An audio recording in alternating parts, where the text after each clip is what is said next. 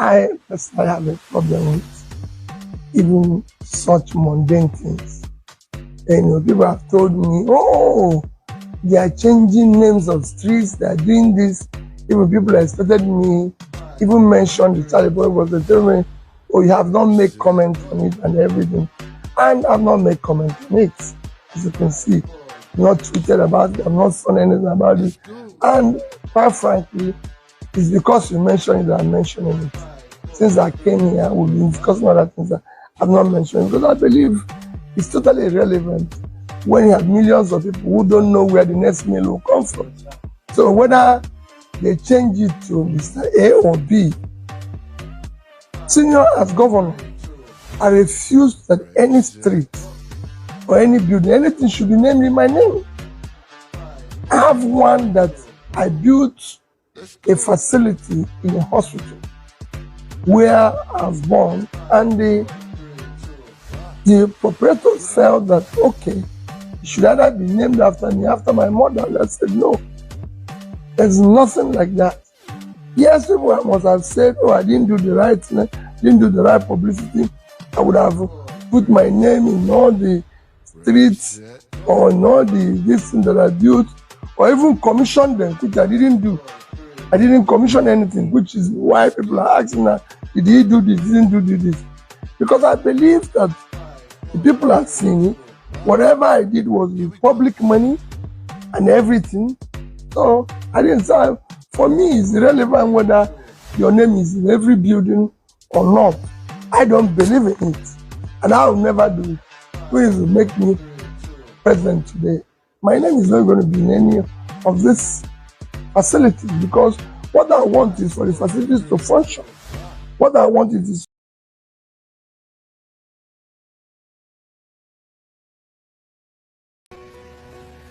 but we trust integrity, not words.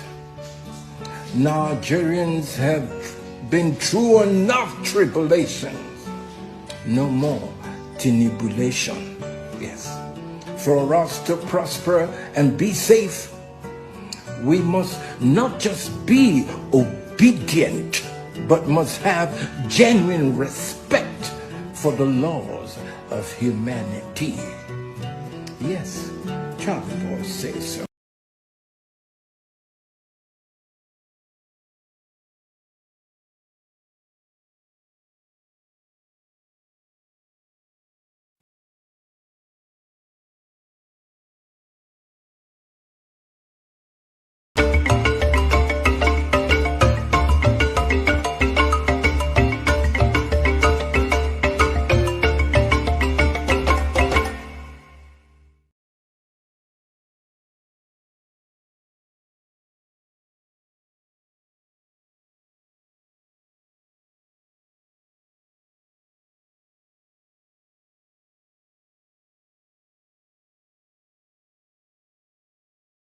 Accra, Ghana, 6:30 p.m. in Lagos, Nigeria, and 1:30 p.m. in New York City.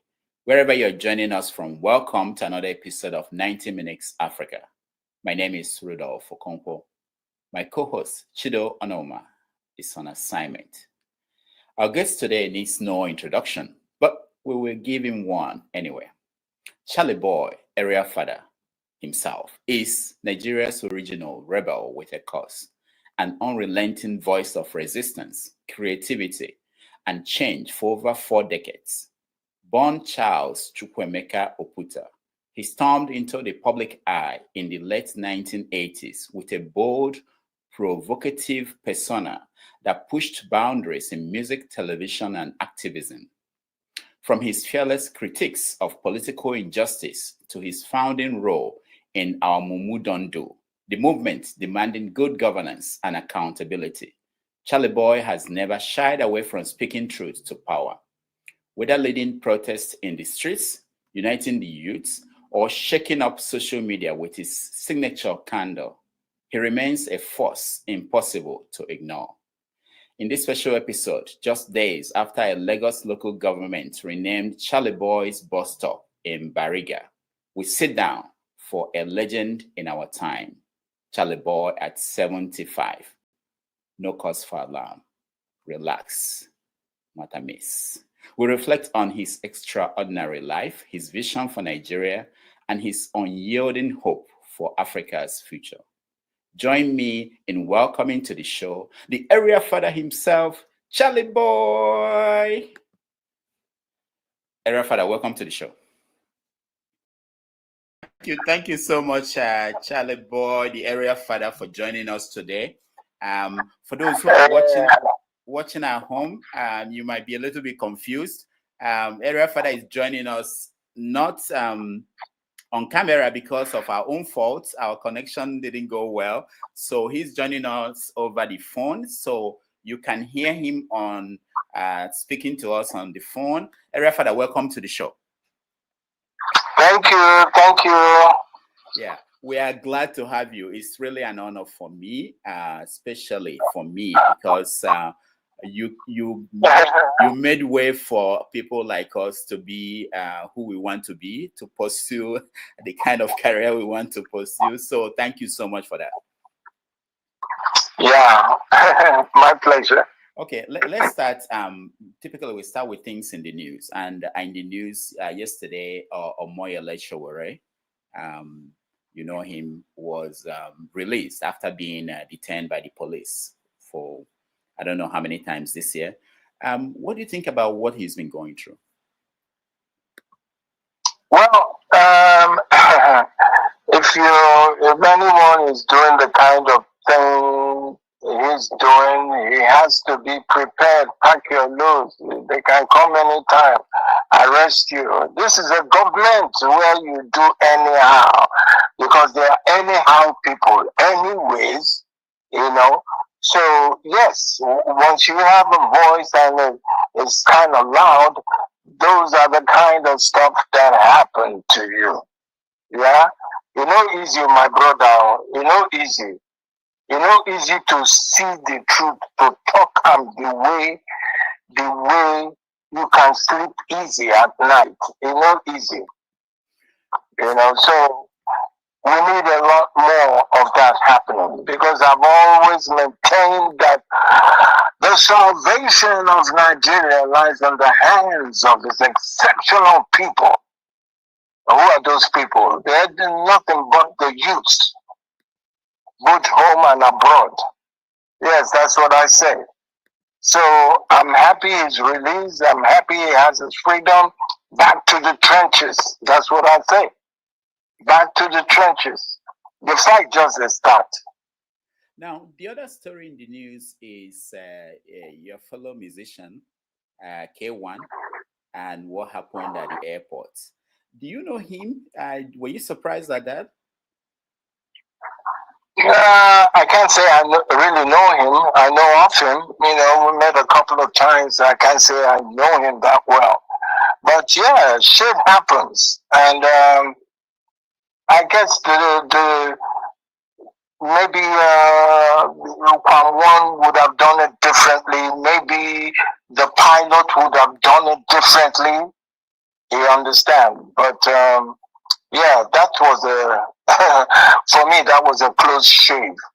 And it was absolutely unnecessary. Did you accept the apology he issued? Did you listen to the apology? He issued an apology to the nation, to the president, to his fans. Well, I leave it to him now. That one, now him and conscience, whether he meant it or he didn't mean it. I think an apology was in order, and he's done it. Some people felt that because he's a musician, he's getting treatment that other people wouldn't have gotten in that sense. Do you buy that? Why not? We're celebrities now. We should be treated just a little bit different from ordinary Nigeria. Why not? Why not? Yeah. If to say Michael Jackson, now this thing will go to talk, it will be headline news. That's you true. See. That's true. That's true. That's true. Yeah. So. Yeah. So before we go into the things you do and everything, let me ask you about the political situation in Nigeria as of today. how do you see the political situation? Do you think that we are going in the right direction as we approach 2027? Now make we just talk. Which one be the right direction? And so people want poverty. Poverty, they hammer us like this. Which one be the right direction? When people are out there building their own personal empires. Empires, I say. It's not, they are not about the people. They don't bloody care. Listen, even the way I distrust this government, if they say, okay, APC will come back again, they need 5 million human heads. Oh boy, those demonic criminals in power, they'll do it. They'll approve it. So, all I want to know, because there's action, all I want to know, how are we going to do 2027? Is it going to be the same story? Are they going to be playing from the same playbook? Or are the exceptional Nigerians for once going to stand up and say enough is enough, because it's affecting everybody? But when it comes to the thieving, the stealing, the fraud, you go see Yoruba there, you go see Hausa, you go see Igbo, all the tribes are represented. But when it comes to the choice of good leadership, that time they go bring, they've been using it, they go bring tribalism come. Okay? They won't stop there, they will bring religion. All of this to divert our attention and divide us so we are up against each other's throat, which is a shame. You started our Mumu don't do. You think say our Mumu don't do, we don't get them, or we still there lost? Well, there's more awareness now, thanks for social media. People they see, and you can verify things if you want to. Okay, if you're that smart. But Mumu na Mumu, you get some people with their Mumu na follow come. Some na factory fitted, but those are not the people, I minister to. Okay, I know that in this country and all over the world, globally, the exceptional Nigerians that stand out, and it's time for all of them to show their face and come together and know what they're going to do about this country. Sorry, I'm swearing, but I'm upset. I know. And recently, you just passed through one of those things that can only happen in Nigeria, which was the decision to rename a bus stop that was named after you. And you handled that with class. The way you handled it was something that is extraordinary. Most people probably would have taken a different route. How do you see that? Now that you have time to reflect on that, how do you see what happened? Have you had time to think about, was this a one-off thing, or was this? What will I be thinking of? It is plain outright silly. It is petty. It's a bloody distraction. I'm worried about all the people that can't even, that 1 square meal a day is luck for them. I'm worried about how we can be so rich and yet be so very poor. Look at all the ID camps. Okay? The president is there giving $100, $100 bloody dollars to player. $100,000 to player. So if they come win the cup, you go give the ministers and governors. Meanwhile, there are people rotting away by poverty. Please help me make that make sense. We did the talk. They are spending more. I mean, they are borrowing more. and stealing more, not even servicing the debts. So now who they want to leave all this message for? They are fathers. Thank you so much, Area Fada. Let me play a video for our audience while we come back to you. This video, you probably have seen it. It's an army officer complaining about what you just said now, about the money they gave to these players. And the army officer was talking about how much they were making as soldiers, a condition of life and everything. Let me play a little bit of that. We'll come back to you. We are talking to the Area Fada. Let's watch.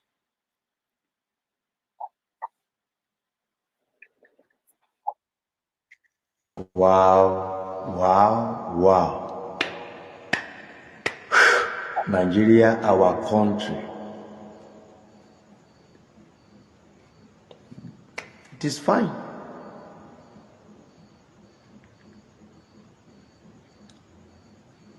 This video where they do I'm like this. And they do this video. And they dedicate this video from the seat of councillor down to the seat of president. This video na for una. In fact, to all our leaders, now no see person just do work for 3 months. You know, even each a month, it will be 3 months. Nigeria president is signing 160 million for each person. All the players, they are 24 if I am not mistaken. 160 million for each of them. And all the coach, they are collecting 80 million. 80 million. All the players, president give them 3-bedroom flats, each of them. And a Nigeria soldier, #1 security of the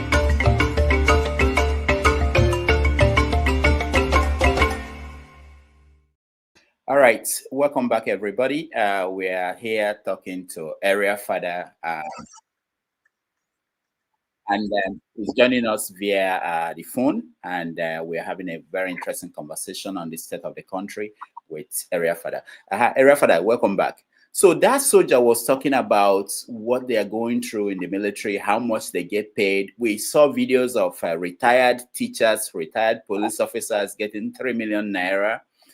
People are suffering. I know this is your constituency. You talked about situation of the poor people in the country. So when these things are happening and the people who are ruling us, they don't seem to care. How do you feel? What do you think is the solution? How do you want me to feel again?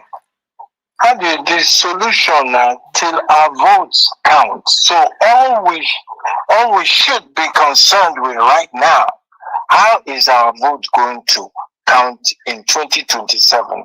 Because I see 2027 as rig and die. Rig and die. Because enough is enough. Quite frankly. We cannot have the worst of us leading the best of us. That's not normal. That's abnormal. We can't afford to keep this shit system going, because it's bound to explode. They say, Oyibo people, they talk and say, the person we don't already do for ground, he who is down needs fear no fall. What go happen before we show our face, before we start to wail, before we show all these criminals in power that enough is enough? What should happen? So, Area Fada, you've been doing this for 40 years. Most people don't know that. Most people don't even know that you are 75. You've been doing this.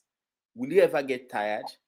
Do you think we're in the best place or worse? Is this the worst situation we've been in 40 years? No, no, let me tell you something. The worst is yet to come. Oh, the worst is yet to come. I swear. The worst is yet to come. We never see anything. We never see the real Shege Banza. We never see them. Now, when we see them, then we will decide how we want to do this thing. Because this ain't working. It's not working at all. So something has to give. And this is what we all should be thinking about. Yeah, you talked about how they divide us, that they are good. They know what to throw out there and then to cause division. How is it that we don't know that that's what they're doing and we can't stop them? A lot of us do know what they're doing, but we need to have the courage to come together and do a pushback. And this is what I expect 2027. Mumu will still be Mumu, and nothing anybody can do about it. But I know that Nigerians are intelligent enough to realize finally that this cannot continue like this any longer. For people like you in the entertainment industry, you know, how is it that there are only very few of you who are concerned about social issues, political issues? Some just want to make their living, make their money, and enjoy life. Yeah, that's why it's called show business. Do you understand? If you're down for the money, yeah, fine. It doesn't make you a bad person, but silence in the midst of oppression looks like it looks like you're encouraging it. But to each his own. You understand? That's why you have songs with a strong message about what's happening. That's why you have songs for love, songs for different things. So it's up to the listener what they want to hear. You know, so I can't hold them responsible, say that everybody must be doing the same shit. Yeah, for some people, we hear people say that we need critical mass. When they say that to be able to make an impact, what is the critical mass? I think we have that critical mass. It's for us to get more organized and know how we want to, rescue our destiny in the hands of this very, very demonic, corrupt, criminally minded leaders that we have, carrying on as if they were in a motor park. Okay? This is not what leadership is all about. I know that globally leadership has fallen to an all-time low. You can see what's happening in America with Donald Trump. What kind of example is he setting for African leaders? That's why people like Ibrahim Traore comes to mind. That's why Africans are rallying behind Ibrahim Traore. Do you think we need somebody like that in Nigeria? Oh, we over need somebody like that to come kill everybody. What? Because you see something, right? You can not make an omelette without breaking eggs. It's not possible. These people will not just come and say, okay, we are tired, come and take. Young people, come and take. If you are intelligent enough and you're together enough, you can have that leadership. No, they're not going to leave. Because this is what they do best. They're thieves. Yahoo boys and men. They're thieves. It's a cabinet full with criminals. At 75, do you think that you have enough people who are going to follow your footsteps? Like I was thinking about it. You are successor. Have you ever thought about this person is giving me hope? This person is giving me hope that There are a lot of people who are giving me hope. Dele Fada is giving me hope. Okay? There are a lot of people who give me hope. There are a lot of people I listen to. I'm not just an island. And I still believe that we're deserving of the Nigeria of our dream. Now, I sometimes I look at you and the activism and I think about, did that take a lot from your music? Because you spend time, if Nigeria has been functioning well, I think you'll be more in the studios and doing production than activism. Do you feel that way? Music for me has always been one of the many vehicles I use for my messaging. Okay? Music was not a mainstay for me. Don't forget what I studied. I studied radio, TV. I'm a journalist. And I think I have done things in that direction for a long, long time. Like the Charly Boy show, the Zoom time, and talking to all these people. You understand? So music, I don't really see myself as a musician. I just see myself as an entertainer. Okay, so there's a big difference.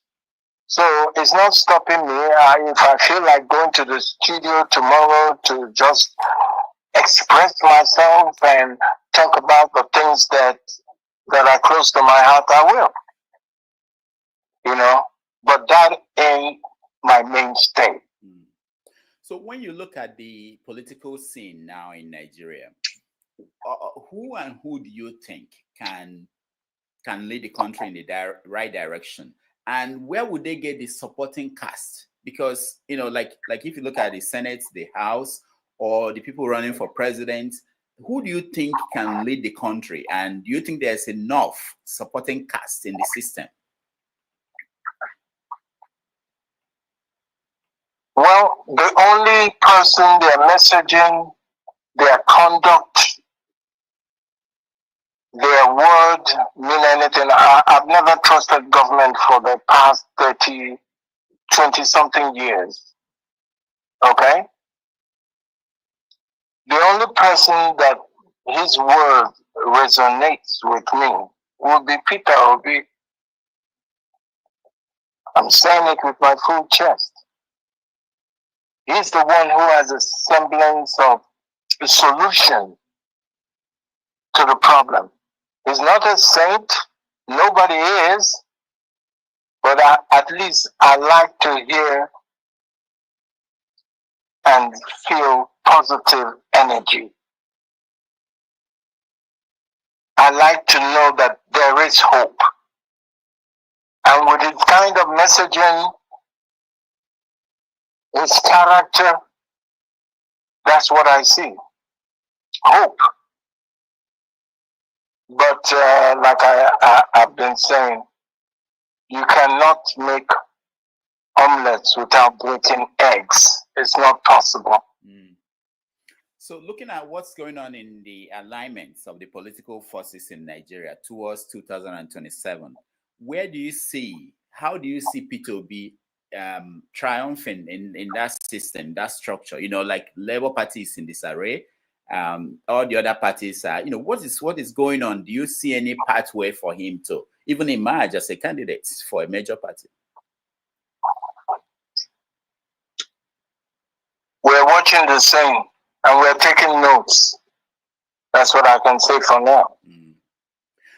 Yeah, people are hungry. We see videos of people complaining about hardship. But when it comes to voting, people have said that the analysis is that people vote against their own interest.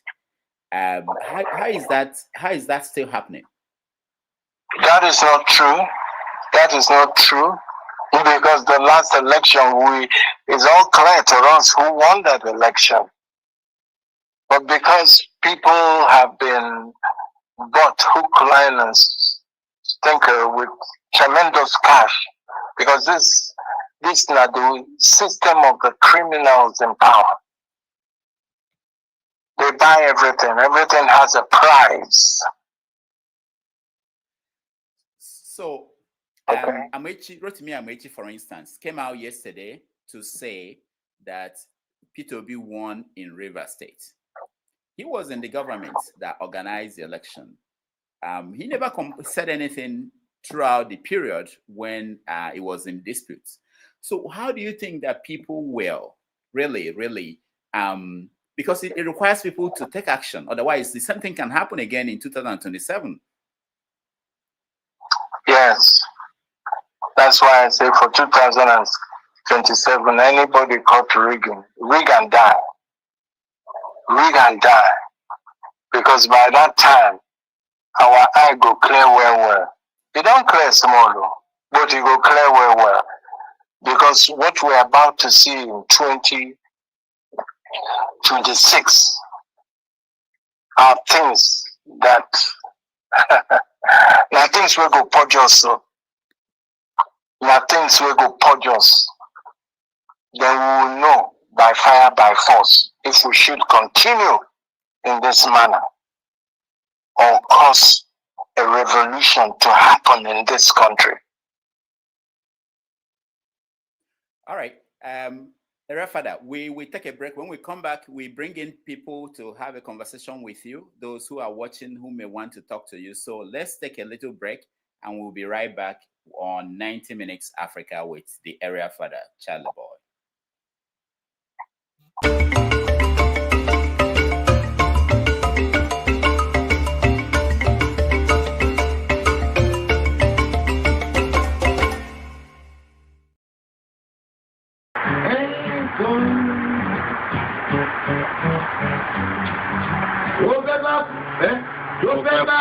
Tó fẹ́ kú torí ẹ̀.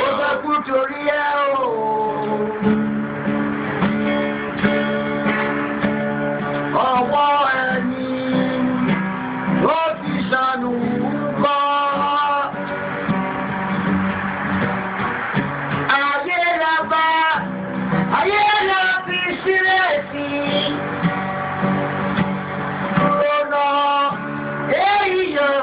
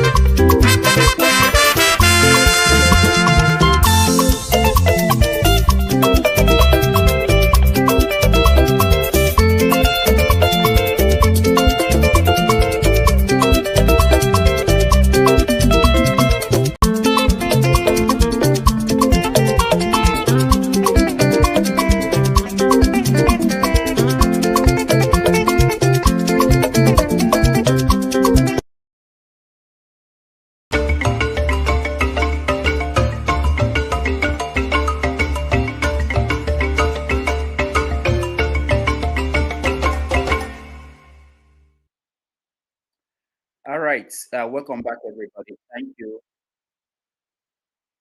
Thank you for joining us. We're having a conversation with the Area Fada, Charly Boy. Most of you know him. And he's been in the field fighting for us, fighting for the betterment of Nigeria and Africa. Area Fada, welcome back to the show. Thank you. Thank you. All right. So this is when we bring you in to join the conversation. But as I do that, I want to just ask you one more question or two. So after this whole wahala with the renaming of your bus stop, what has you surprised you most? You know, like what did you hear from people who kind of said, no, this is not, don't take it this way? Who are the people you heard from, and what is it like? For me, it was neither here or there, because I like I said, that's kind of petty, and for what it was intended to do. Because the thing about legacy is that, you probably would try to, cover it with lies and stuff, but you can't get it out of the people's heart, out of their mouth.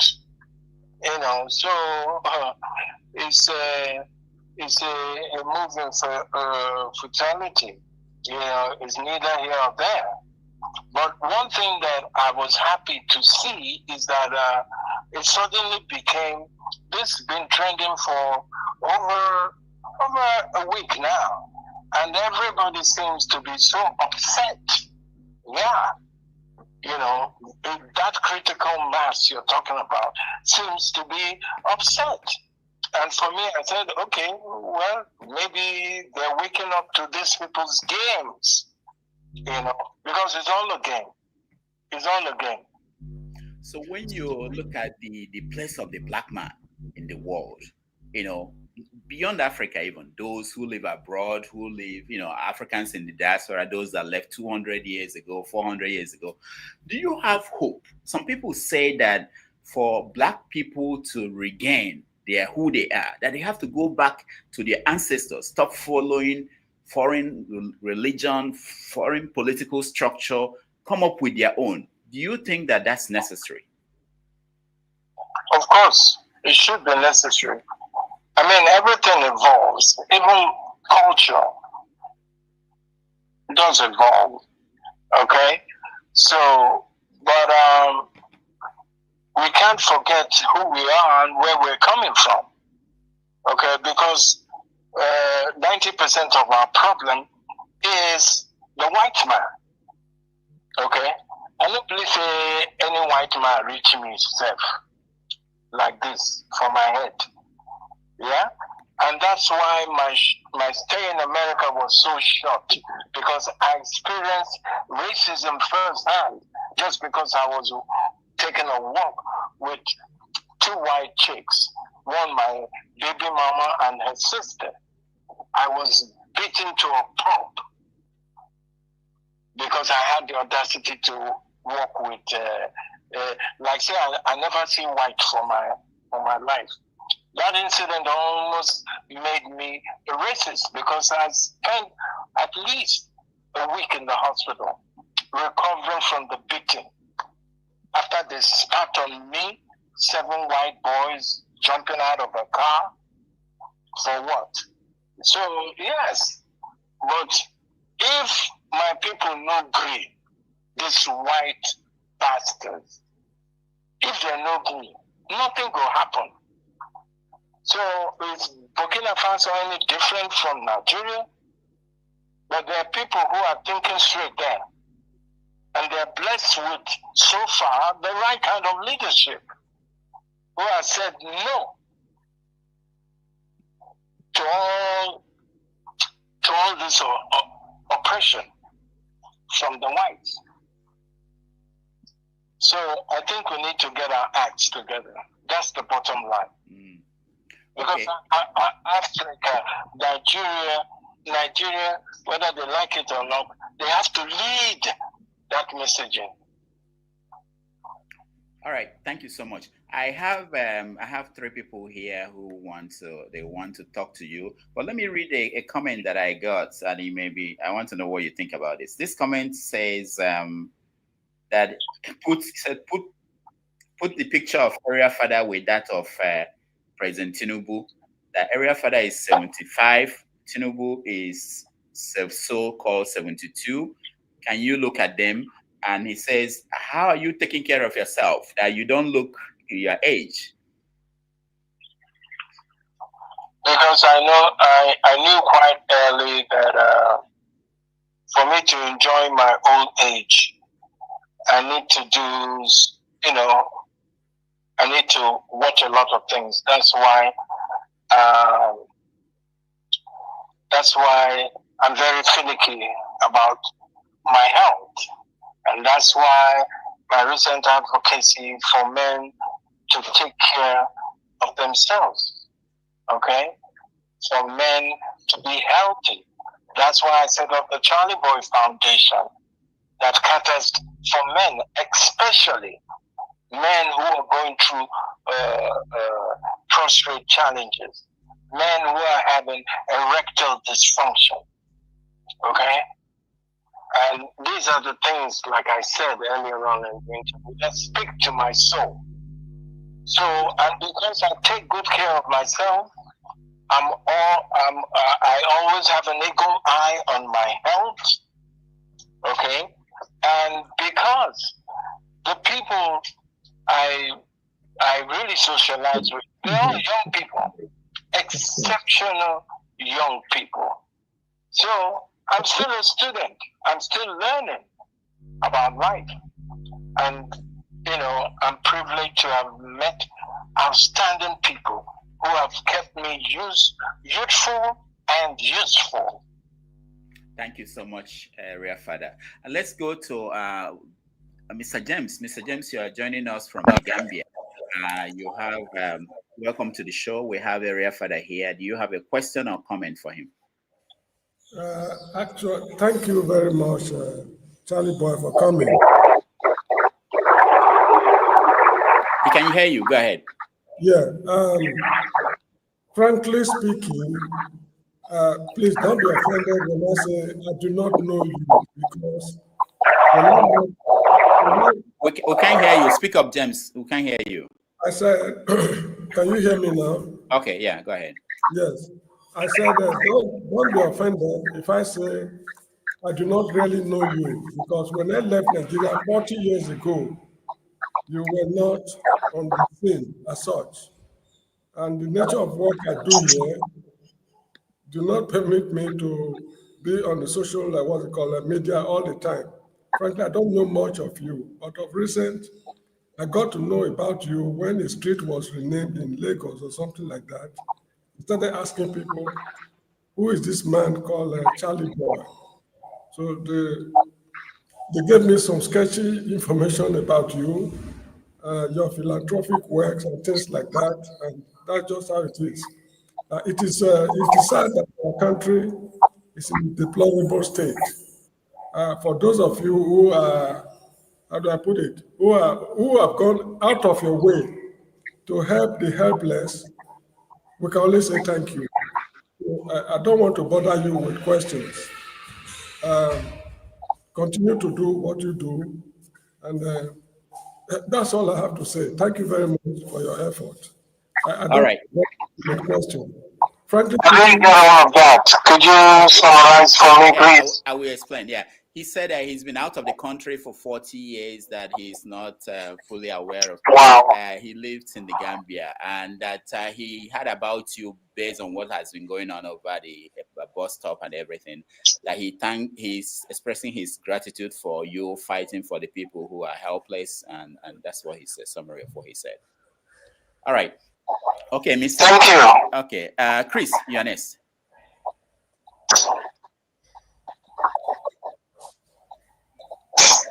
Yes, sorry. Good evening. Yeah, Chris, welcome. Yes.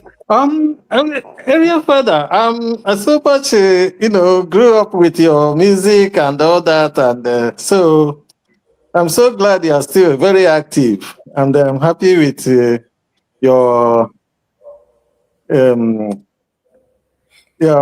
submission this evening. But I just wondering, those of you, the elites in Igbo land, who are still interested in building Nigeria, the new Nigeria that is a dream.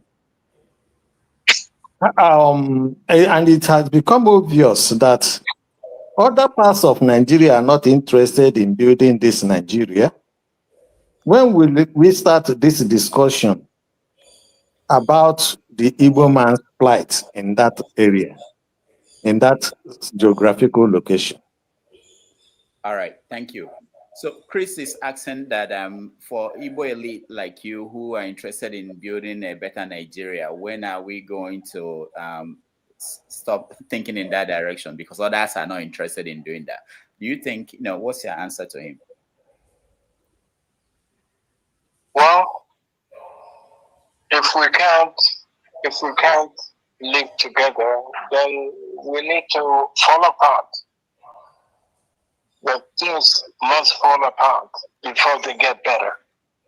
That's what I say. Do you really think it's an option that should be explored?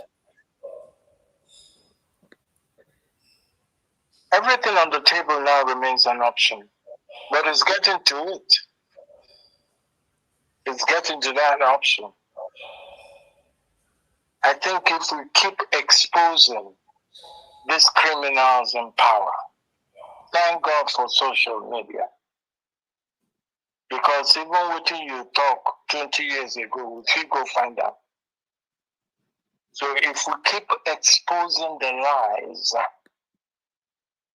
and if we keep wailing the way I've started to see people wail about their condition in this country, maybe something will give. But whether not, I know for a fact that something will give. I only pray that it's in my lifetime so I can witness it. Because people like me have been long in this battle.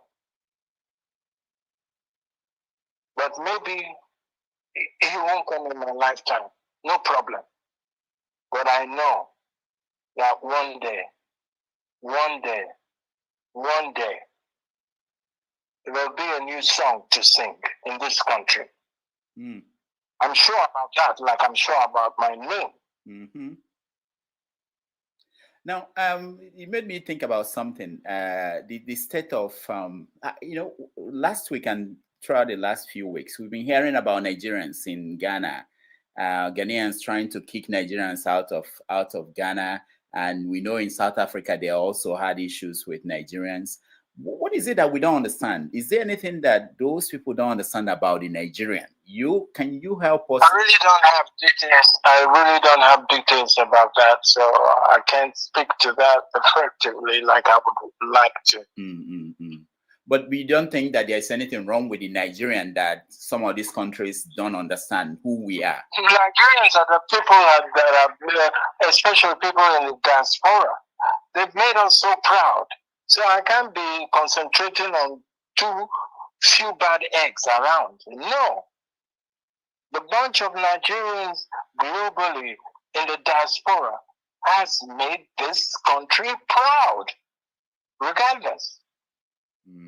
Those are the people I want to focus on. Okay. All right. We are going to round up because our guest gave us... we're almost 1 hour into the conversation. Let me ask you just one question before we round up. As you approach you are 75 and when you look at how your legacy, what you've been able to produce, the impact you've had on the society in Nigeria, how do you want to be remembered? It doesn't really matter to me. I want to be remembered or not be remembered. I feel I've contributed my own quota, which is most important, and I've enjoyed every every single step of this journey, you know, being helpful and being useful. I'm not in the habit to talk about things that I've done or not done, but I can go to bed and sleep easy, and that's what counts. What book did you read in your life that had impact, that you will say to a young person who is trying to find their way? Read this book, follow this person, pay attention to this person. Someone who wants to be like Area Fada. That's why everybody should wait for this figure. 999. That's the new book, The Memoirs of Charly Boy. It contains the good, the bad, and the ugly. I said it exactly like I lived it. And I'm glad that I did it my way. Because eventually, yeah, that guy that was cast aside became a cornerstone. And young people should read that and know that nothing can stop them from their dream. If they're consistent, if they're tenacious, if they have sagacity and audacity, like Charly Boy. Wow. Wow. I wish I can stop you here, but one more question from Igbo Basic. There's someone who... Oh boy, don't do that. I know. No, he's actually Area Fada. He's 75. He's 75. I can't ignore him. Who tell you so? But no, I know him. Wait now. Don't ignore us. Wait, now you go hear him. Igbo Basic. Okay, Igbo Basic. Area Fada, Charly Boy, I'll call you Isikodo. Is your book? Did you hear him? No, what did he say? He said that he calls you Isiokpukpu Anwang. So Charly Boy. That is he's like his father. Oputa, just in case, a point of correction. Actually, I'm in the 78th floor. I'm not yet 75. Okay. I'll be there by the special grace of God. Okay. Charly Boy, I wanted to talk about your fellow artists. That is Charles Okorigwe Nwobe, alias 430, who just turned 75 in June and is still kicking. He's from Nobi, and by virtue of his style of doing things, which is, of course, you know who I'm talking about, Charles Okorigwe Nwobe. He was honored by the Abia State government about a couple of months ago. And then the rest of the cast who are still there, like Clarus Bojikwe, were still there. Zaki phoned in from somewhere. So, Charly Boy, you know Chief Zebedee Okorigwe, and you know his style of doing things. Of course, you are in the area of, let's face it squarely, whatever it is. What can you say as far as the welfare of the artists like you, though some of you are sick? What can you say we can do to continue to maintain the welfare of you folks when you keep going into the 80th floor? All right. Thank you, Igbo Basics. So, Area Fada, he was talking about how to maintain the welfare of artists who have been around for, older ones who are doing things. I mean, you're taking care of yourself. But what do you say about I know you were head of the musicians group, yeah, but that's the question he asked. I don't know if you... Yeah, I think the different associations should come together and know what they're going to do. So when the things like insurance, so when anybody falls sick, we don't have to go cap in hand begging everybody to help out. There will be provisions for that.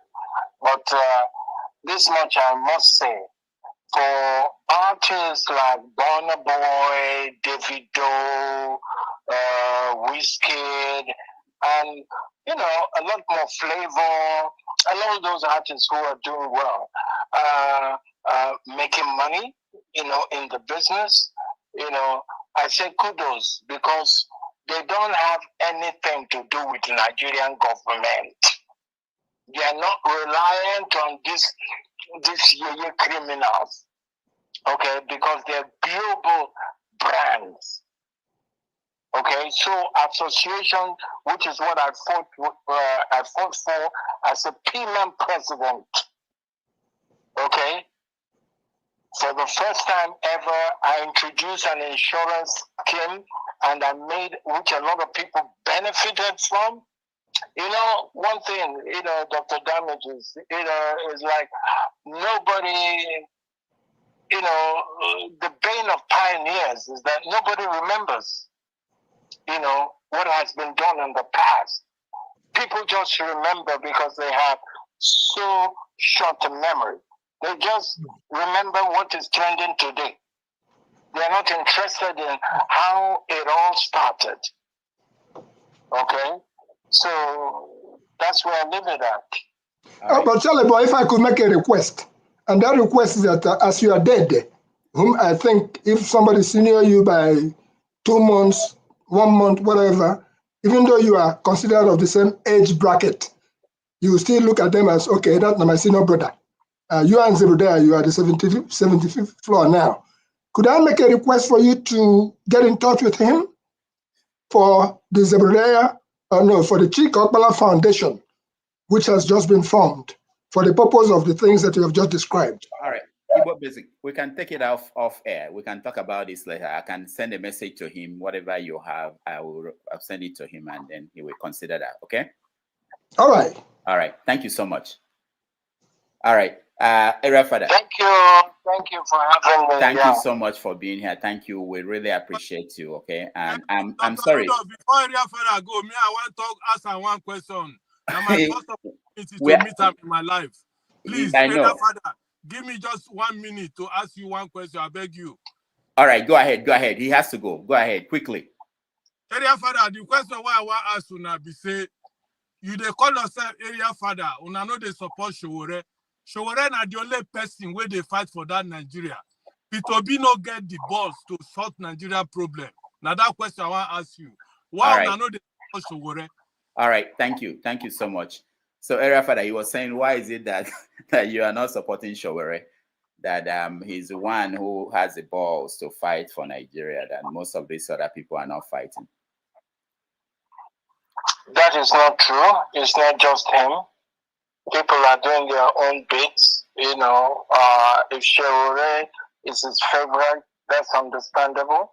But there are a lot of people who are doing different stuff, which gives me hope, gives me encouragement, because I'm off the streets for now, but nobody can gag me. Nobody can stop me from talking or expressing myself any which way I see fit. That is honorable. All right. Thank you so much, Area Fada, for joining us today. We really appreciate you joining us. Next time. Thank you. Thank you for having me. Yeah. Next time we fix this so that people can see you for real, because they are just hearing your voice. I know. Yes. Yeah. Thank you so much. I appreciate that. We take a break. When we come back, we look through what happened. Thank you.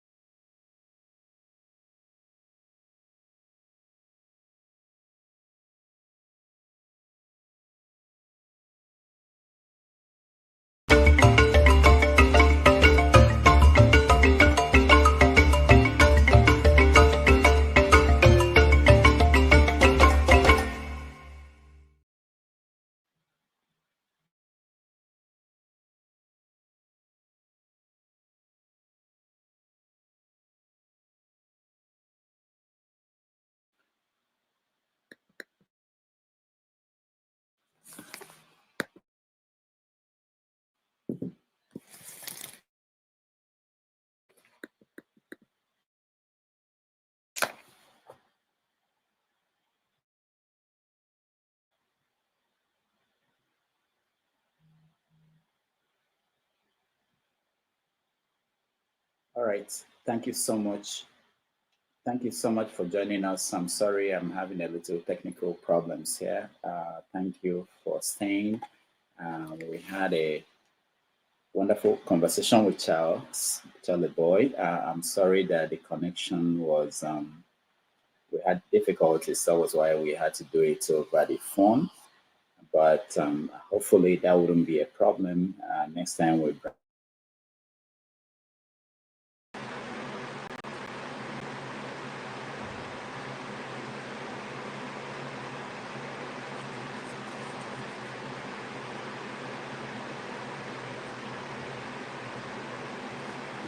sorry, my challenges today is not over yet.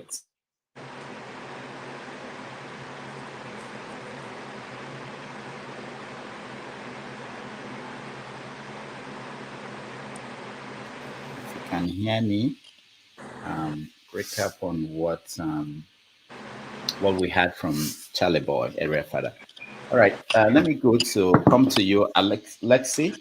I know you didn't get a chance to ask a question or say anything, and there were other people who unfortunately I couldn't get to because we had a time limit. He actually came back from an event and he had to give us a little 1 hour max. All right, Lexis, welcome. Thank you. Am I Can heard? hear you. Am I being heard? Lexi, can you hear me? I hear you. Okay, go ahead.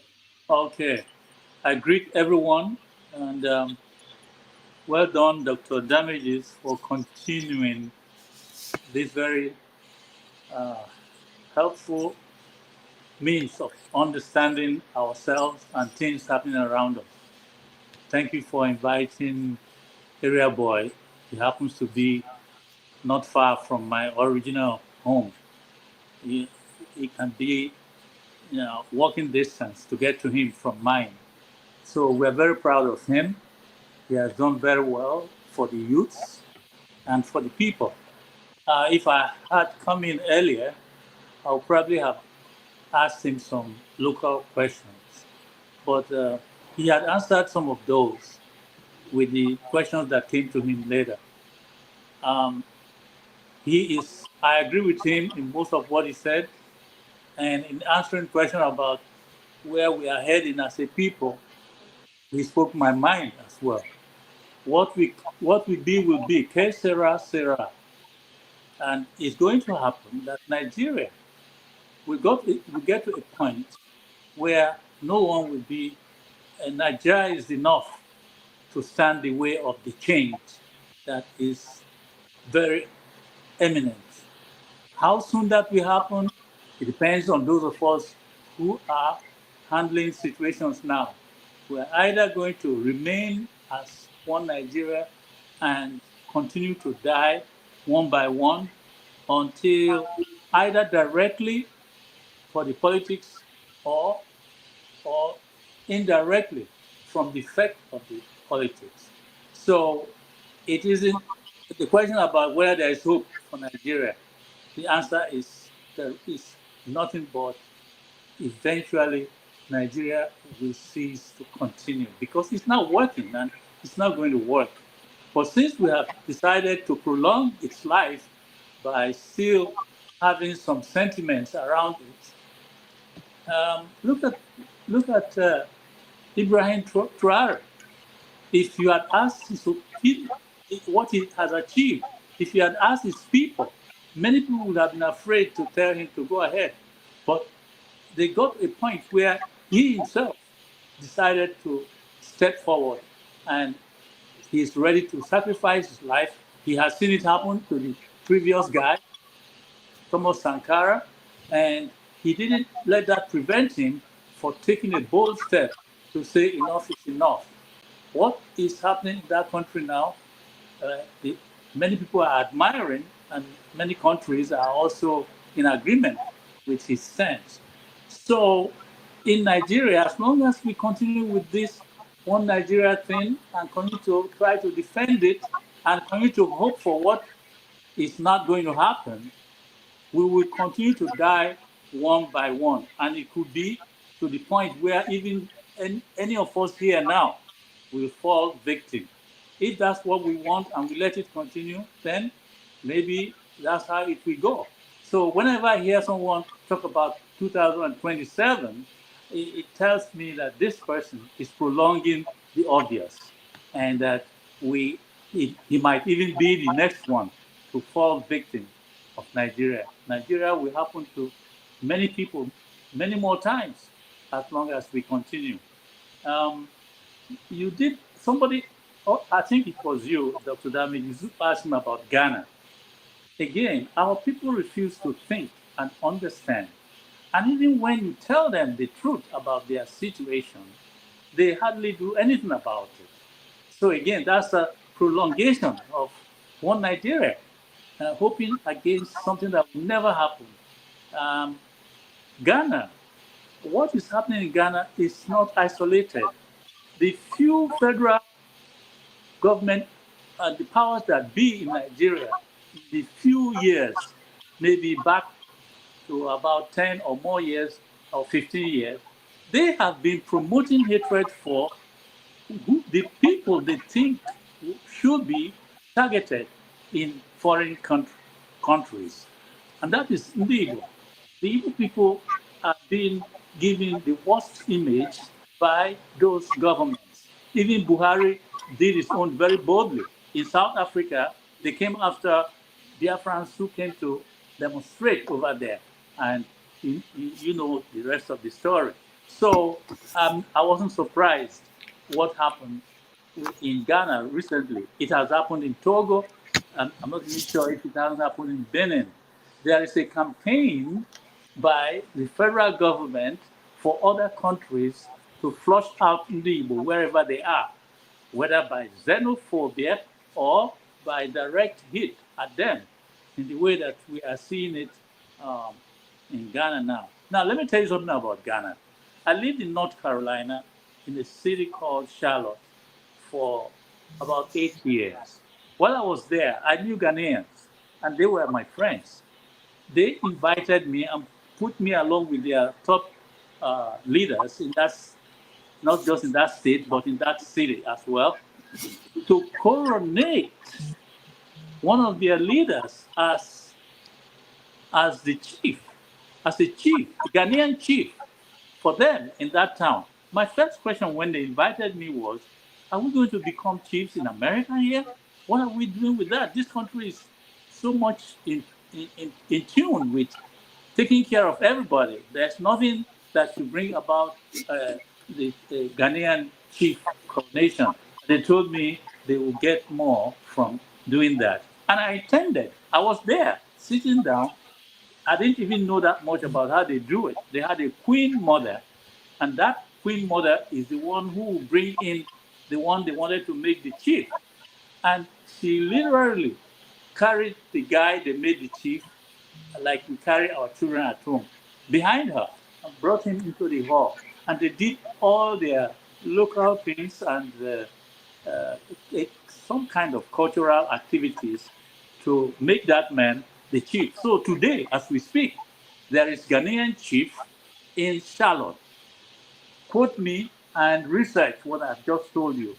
So it's not that there's anything so much wrong about recognizing yourself, organizing yourself culturally, and even helping your people wherever you have so many people.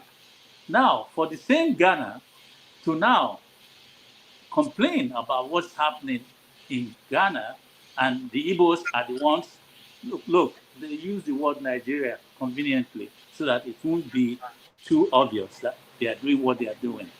And you know, it used to be said that wherever you go and you don't see an Igbo man, you should do what? Go back. You shouldn't stay. But you know, some people now have twisted it to wherever you go and you don't see a Nigerian, because they don't want to put that Igbo thing there. That you should quit the place because it's not safe. All that talks is against the Igbo. And Nigeria is very much active in doing that. In workplaces, Nigerians speak against their fellow so-called countrymen especially the Igbos.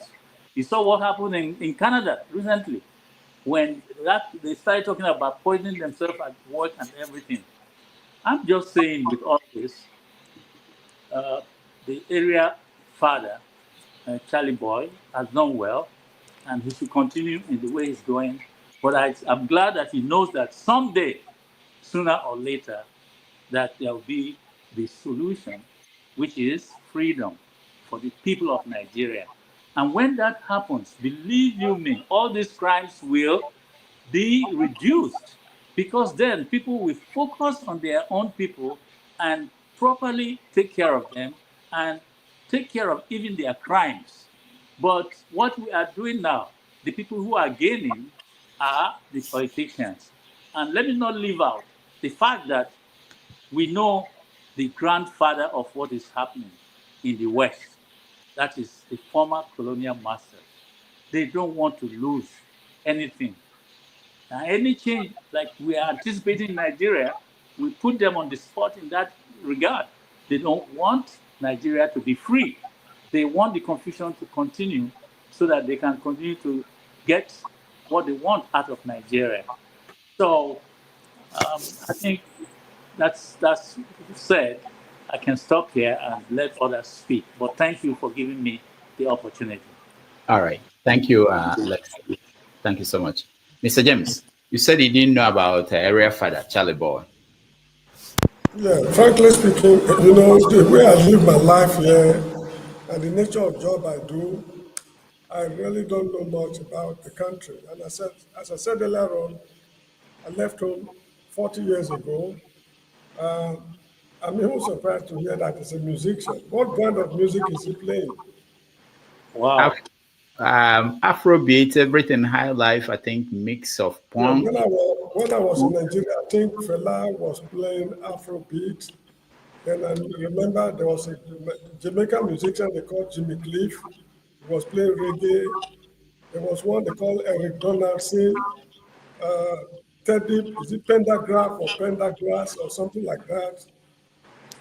Frankly speaking, I'm not in tune with what is happening over there. Anyway, I congratulate the guy for the charity work he has been involved in. I've been trying to read one or two things about him. I never knew there's somebody called Charly Boy.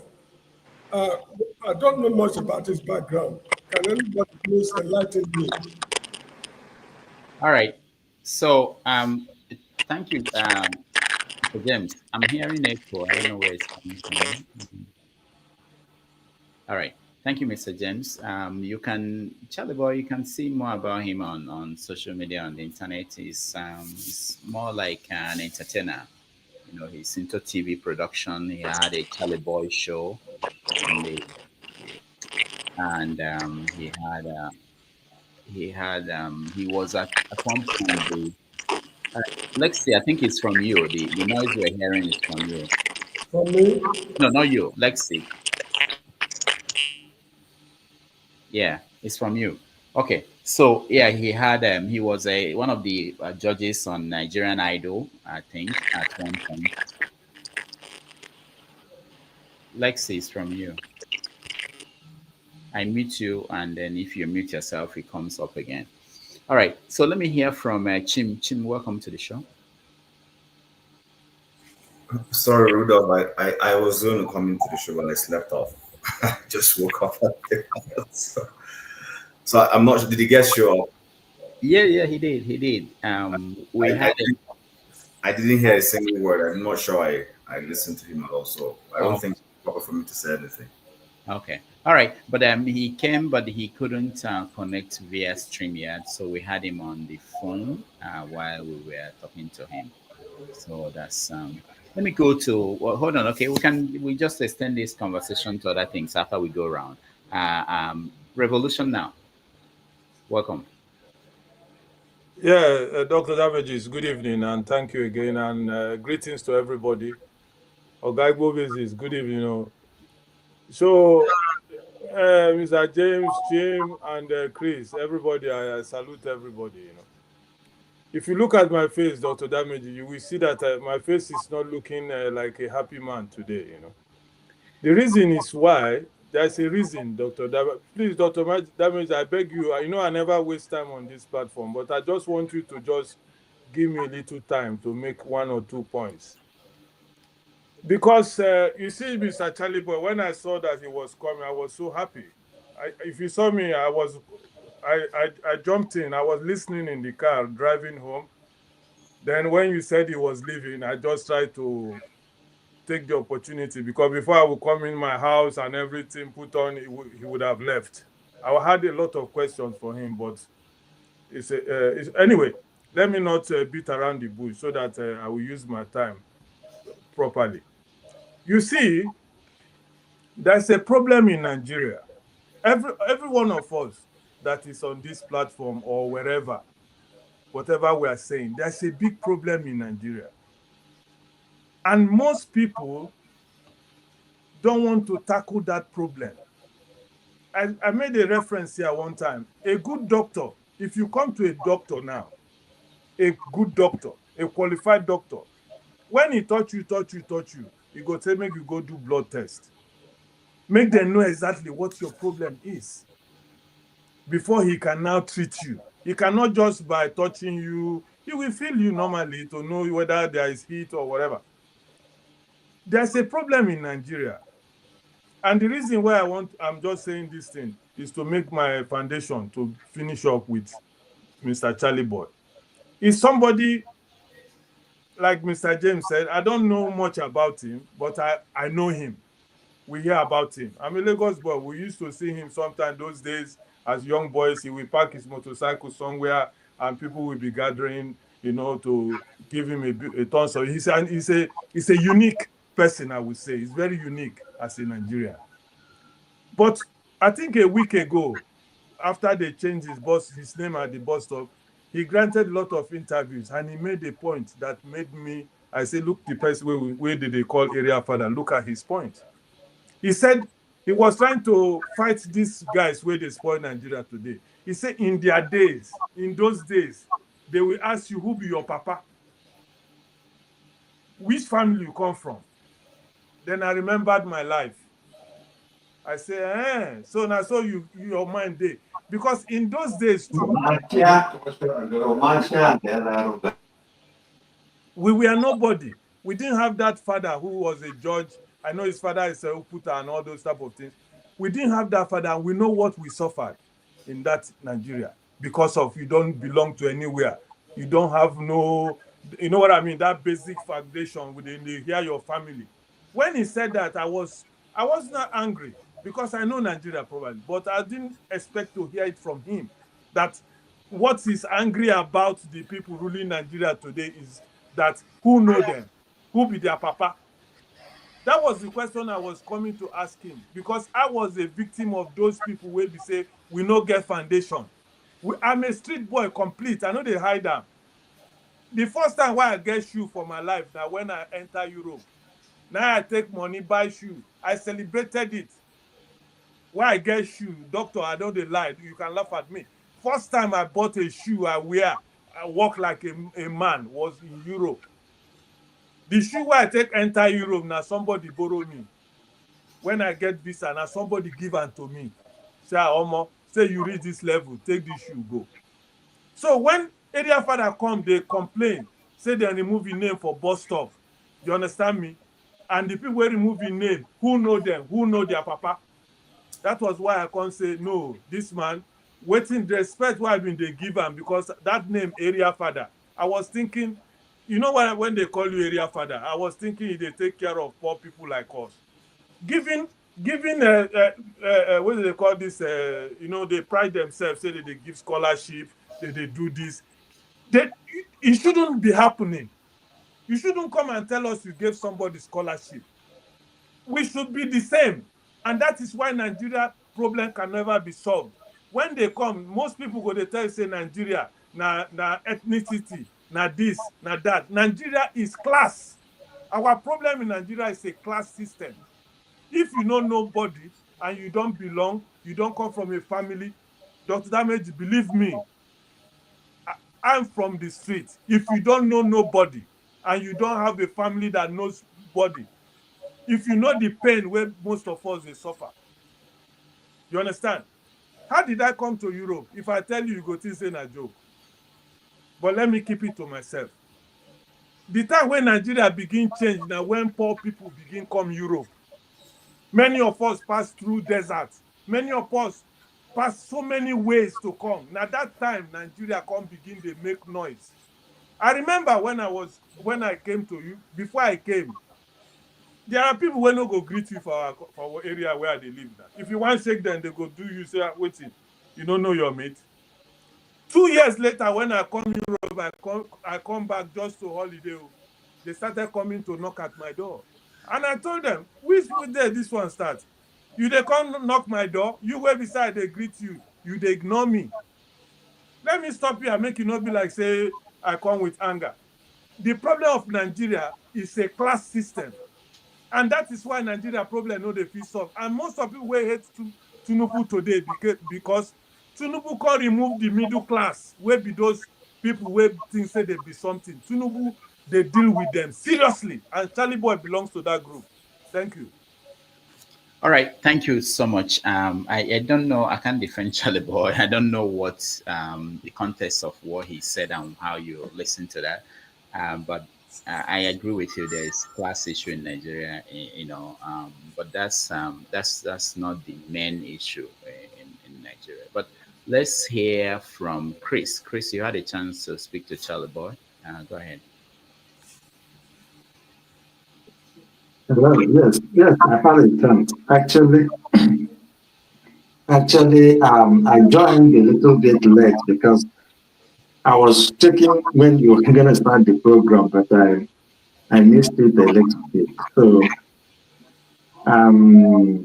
it's nice to see him and feel, those of us who knew Charly Boy when we were young, yeah, he has done well, in promoting, in entertainment, actually. Although I don't know much about his growing up. He's a real role model at that time when he was growing up. Although his father wouldn't agree with that, but I'm sure that a lot of people will understand that when you are brought up in a very high class family, and then you decide to be the deviant or that kind of thing, then probably somebody will be thinking differently of you. But what I'm trying to say is that when he talked about this 2027 and the building Nigeria, it seems to me that the Igbo elites haven't got it. That Nigeria, it cannot work, will never work, for the simple reason that there is a lot of diversity, very, very serious diversity that are not, that are incompatible. So it is very difficult to have to hybridize this diversity. So, and that has become the problem. What I think the Igbo elites are suffering is what I call Zik disease. Zik disease is that they know that something is wrong, but they hope that they will be able to fix it. And in trying to fix it, they will be schemed out of the power. They wouldn't even get the chance to try to fix it, but they will be hoping that they will fix it. And that's where I always get, I find it difficult to relate with these Igbo elites. When he's talking about 2027 P2B is, the question I keep on asking to people, he says he's going to build Nigeria, he's going to build Nigeria. The last time I checked, the only place they fought a war is in Igbo land. There was no war fought in the north. there was no import in the West. But we know that when the Igbo stopped, or when they pushed the Igbo out of Nigeria, the railway the white man built wasn't running anymore, because the Igbo man was running that railway when the white man was there. The B&T stopped running because the Igbo man was running that B&T. So when you have a culture, or people who have a culture who don't know how to run things, no matter what you build for them, they won't be able to run it. And so it will be a waste of time to think that if you go and then start to build something, maybe agricultural products or agricultural industries in the north, but this is Activism, and I know that Obi is not here anyway, so I don't want to go too much in details in that. But what I'm trying to say, give an example, is that people think that the problem of Nigeria, it has to do with the class system. It has nothing to do with class. It's simply the diversity, the value system, the culture are so much different that when you try to look at it, because people always say it's hunger. It's hunger, has any ethnicity? Does it know any language? Does it know? No, that's not the question. The question should be, if you apply hunger treatment to Igbo man, or to Yoruba man, or to Hausa man, or to Fulani man, how will they respond? And that is how that response will give you the reason why they are classified differently, So I would have loved him to start thinking, because I asked that question, although he said that everything is on the table. But I would have loved him to, to start speaking more about, to start the debate, since he has influence. So he can start such a debate as to know what is the Igbo plight in the Nigerian situation. All right. Thank you so much, Chris. Let me come to you. Where is Madam Luke? Okay, Madam Luke is out. Let me get Igbo Basics. Igbo Basics, welcome. Thank you, Dr. Damages. It's not too much to talk these days. Rudolph, after Igbo Basics, I'd like to say something, please. Okay.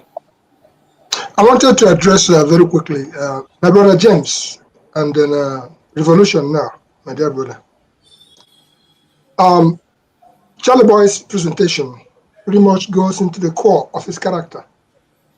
For each and every one of us, we have our characters, and that's what will travel along with life. If you go out of your lane, anything where you see, that's what you have to take. For Brother James, I can understand when he made it very clear that he's been out of touch in terms of certain things. Both Charly Boy doesn't know much about Charly Boy. But I would say that there is a fundamental character of Brother James, which is why I will pick up and speak with him any day, anytime. He has not lost that character of him that was imbued in him when he was growing up through Nigeria. You can be anywhere in the world, though. One can say everywhere at home. But when the chips are down, also you cannot run away from your shadow, no matter how much you try to shake it. You are the core of who you are. And for some of us, at the end of it all, we go back to ashes to ashes, bush to bush. And back to my brother Revolution now. I will address the fact that the same core character issue, who you are today, what you are today, is a result of that journey that you have undertaken, and then you are where you are today. So whenever anybody sees you talking, take it or leave it. That's who you are. You just gave an example of the first time you wore a shoe. So thank you, God. Health is wealth, because when you're healthy, you can do a lot. So I take it back to Charly Boy. know a little bit about him, Oputa and the rest of it. When I said Kodo, and excuse my language because I'm still having some running eyes, it's all the allergies and stuff like that, it's more than that. When I was referring to Isiokpopo and Kodo, Charly Boy will understand exactly what I'm talking about. Those are the people who, whichever way you classify it, that's their path of life. And you can't stop it. That's their journey. And they would undertake that journey. And I'm glad he said, when you asked him about legacies, he says, listen, I'm doing what I have to do. Whatever anybody thinks, it doesn't matter. What matters now is I'm doing what I am set out here to do. And I'll get there.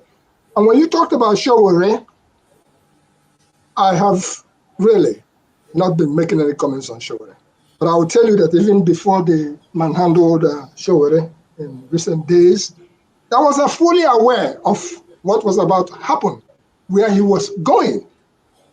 And I was also fully aware that Showore was equal to the task.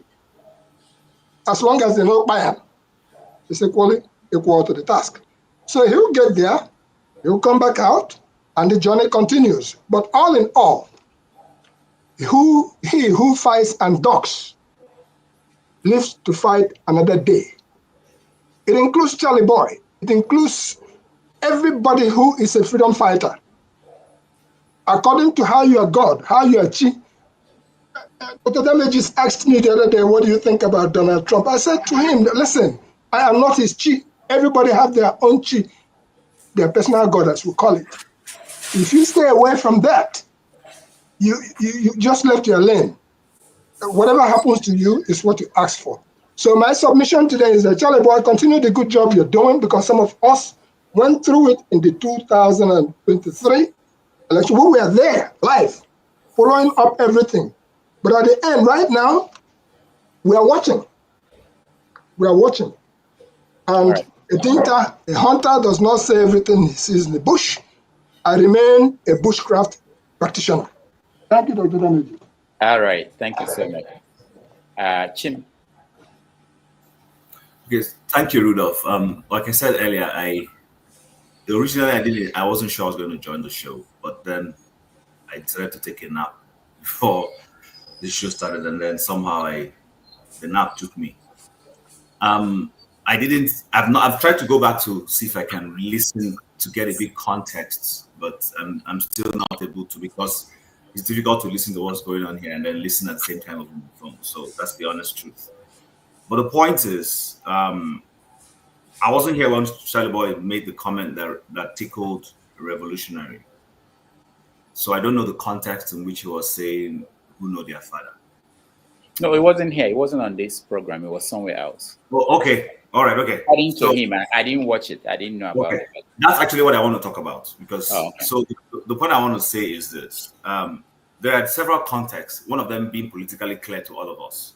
We have a president who there's been a dispute about his parentage. Who's his father? Where does he come from? Who are his classmates? And all sorts. Could that be the context in what he was saying? That's one. The other one is, I come from an Igbo society. And in Alibo, Anajo say, Nayawonye. Nayawonye does not mean we're trying to create a class system. There you go. It's always that concept of trying to know your heritage. Mm-hmm. You have a clean heritage in the sense that, because Ajwa Nayawonye, is this somebody we can trust? This is behavior that we don't like. Can we link it to his father? Do you understand? I don't remember Igbo society telling us that Rudolph's father being a millionaire. Maybe those things are happening in this generation. But at least in the generation when I was growing up as a child, the open system where Igbos come to a parliamentary system to talk, nobody's money is more important than anybody's money. Yeah. But when you're talking, they consider your antecedents. Iwonye, where do you come from? Can we trust the things you're saying? So I'm not here to hold forth for Area Fada. I'm not exactly his fan. But one thing I will also say is this. When it comes to a political struggle, you don't need to be my friend so long as you're speaking in line with what society generally agrees with. Nigeria is seeking a change. We have a government led by a person right now who is turning things further down, decaying the society. And every person is speaking up. And like they always say, it may not be 100% correct. They say, if the enemy of my enemy is my friend. And that's why right now you see people banding together, trying to see how they can extricate Nigeria from the stranglehold that Tinubu and his Lagos trying to borrow from Mayegun Ababakus are trying to constitute Nigeria into. I don't think anybody will see what he's doing and appreciate what he's doing. The man is trying to turn Nigeria into another supposed garage system. So if that is okay to anybody, that's not okay to a lot of people.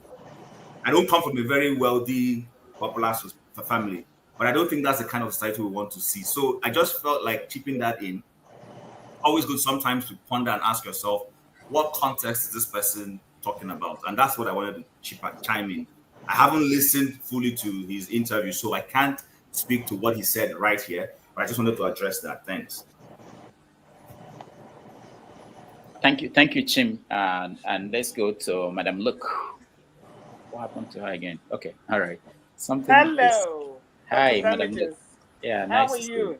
Good. Good. Good afternoon from over here, my wonderful panelists, viewers, commentators, and the moderators. Good to be here for our own Odogu, Charly Boy. I listened to what he had to say, and I believe it was very, very mature of him in his usual classic style to portray his views. The reason I came was because of Mr. Revolution. Now, I do understand that we are all suffering from this class stigma, but I do believe you took Mr. Charly Boy's words out of context, and I am happy that Mr. Chin had come up here to clarify. Like Mr. Chin said, we are dealing with a situation whereby most of the people ruling Nigeria are not Nigerians. What Charly Boy was trying to say, who is your father? Meaning, where do you come from? Where is your ancestral land? Who are your kinsmen? That was what Charly Boy meant, not to use that as a situation whereby you are seen as using your status to oppress somebody. So that is the reason why I just came to address that, because everything Charly Boy said was on point, and he was just trying to set the situation first, set the record straight why we are in trouble. All the money they're giving to people, the government is spending right now are all borrowed money for which generation to pay for. So my dear Mr. Revolution, he wasn't talking about class war. He wasn't talking about socioeconomic discrimination. Even now, when we call, if you tell anybody in Nigeria now, especially in any high authority, who is your father? When they ask you that question, you are to be able to trace your generation to 3 generations down. I can tell you my grandfather. I can tell you my grandfather's parents. Most of these people in Nigeria in politics cannot tell you where they came from. That was exactly what Mr. Charly Boy was saying. Now, he is there in Lagos, has established his roots in Lagos. His father was a judge in Lagos. So these are people that you can trace their ancestry in Nigeria. Can you trace Tinubu's ancestry? The answer is no. Can you trace Shatima's ancestry? The answer is no. There are many people in power now that you cannot trace their ancestry. And that was what Mr. Charly Boy was saying. And having named a street after them, you are now removing that street, removing their heritage, so that they have totally obliterated their existence in Lagos. These are people who lived 3 generations in Lagos. You grew up with them and you say you know. So it's not a matter of a class war. They are not trying to do anything like a discrimination or anything. It's to establish a domain. Where exactly do you come from? That was what he was trying to say. Not that your Mercedes is bigger than mine, or your father's house is bigger than mine. So I just wanted to make that clear. Thank you. All right, thank you, Madam Luke. Revolutionary, you want to say something? Of course, I want to say something, but I have to listen carefully to them. Maybe when somebody like us speak, we don't just speak because to make name or make somebody angry or to show that something was wrong. I'm not a kid. Go and watch that clip. He went around. I mean, he was in about 2 or 3 stations recently when they changed his when that bus stop issue was on. It was 3 or 4. He's somebody I like to follow. You understand? Because he said something one time ago. Those days they used to support, oh, now my thief better pass your thief. That was where they made their mistake. I don't know whether you have ever heard that from him. But he's a person I follow. Anytime I see on the YouTube or whatever, Charly Boy, I used to listen. And he talks. You understand me? But if you guys think you are giving me a point of correction, that maybe I took it a little bit, and you people and some people will try to deny there's no class system in Nigeria, then will I say, let it be like that. If you think there's no class system in Nigeria and that everybody is equal in that country called Nigeria, because most of you educated people, sometimes I branded most of you guys educated illiterates. What you people do is to leave the problem. You don't go to the roots of Nigerian problem. Sometimes you want to cover, when people like us make an opinion or show our own feelings of what is happening in Nigeria, you will try to put us down. That what my imagination or my thinking was wrong.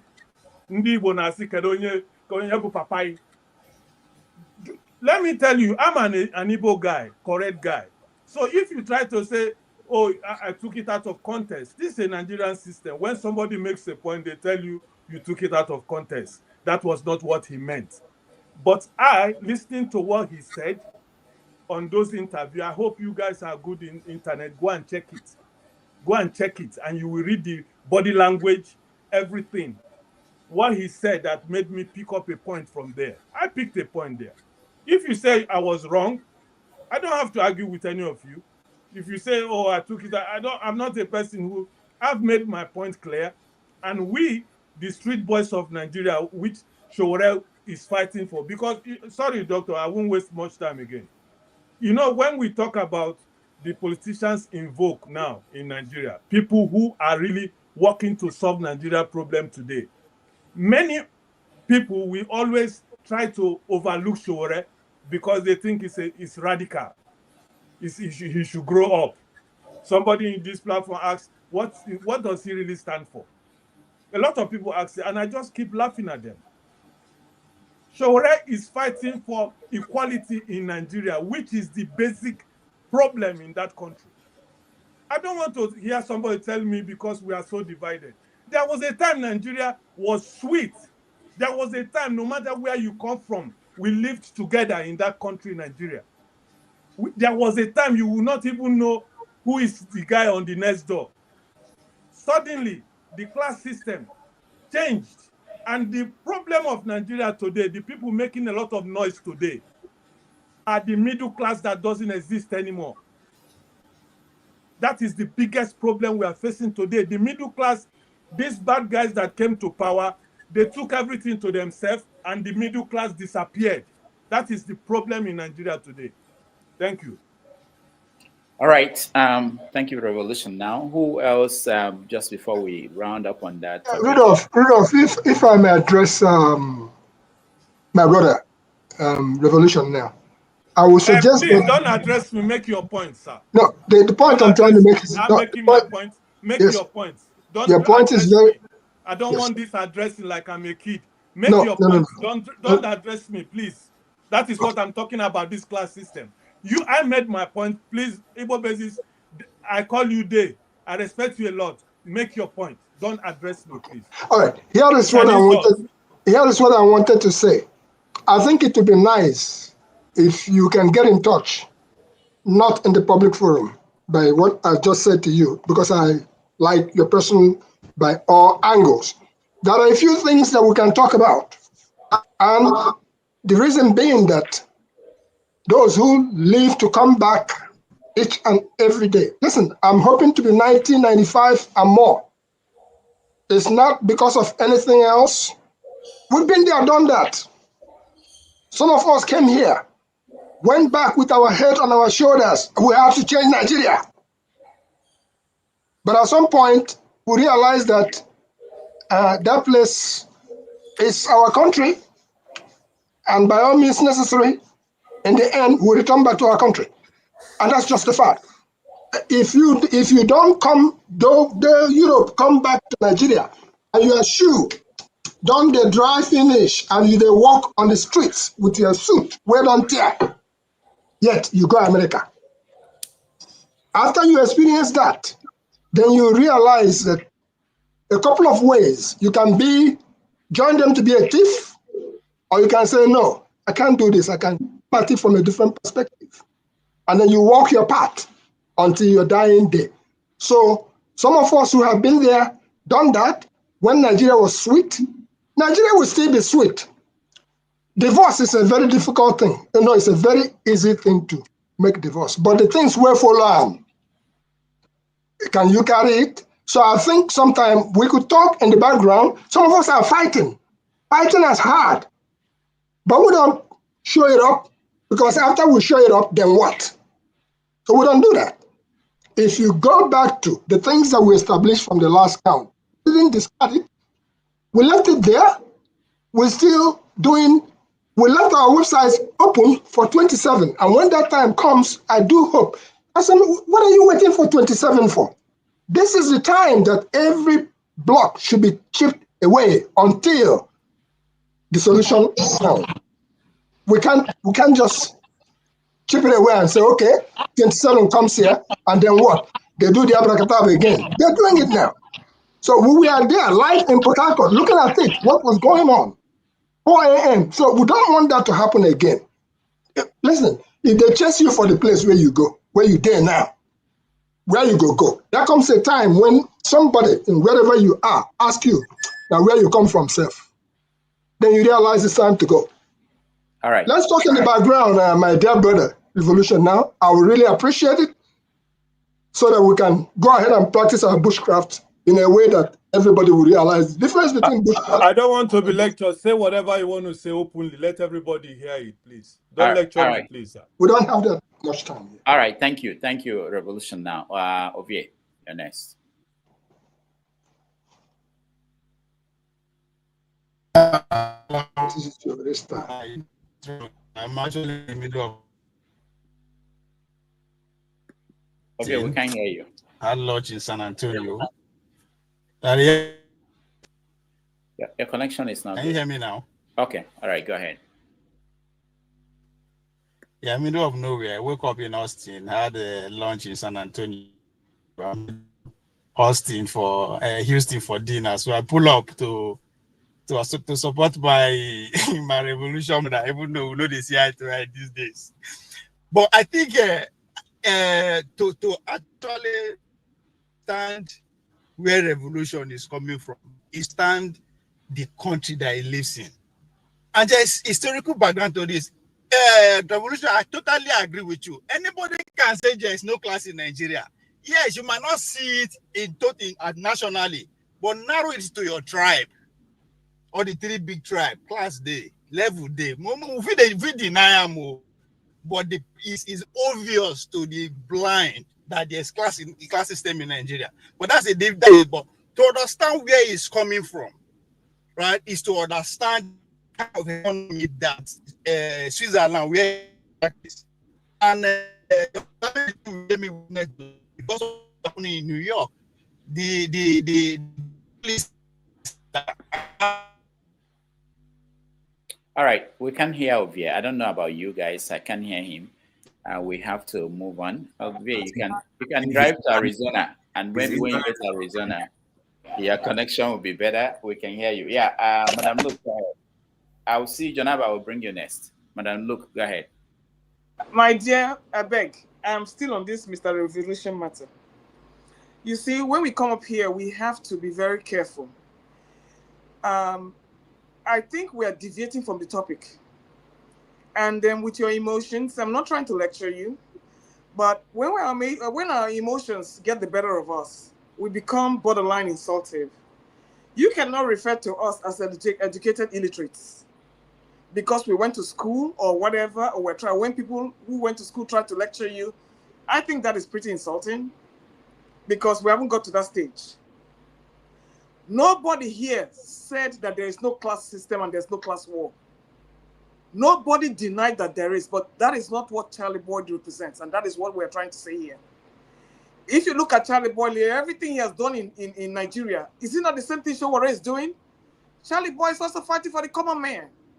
Only because he made a statement, who is your father, is what is causing this problem.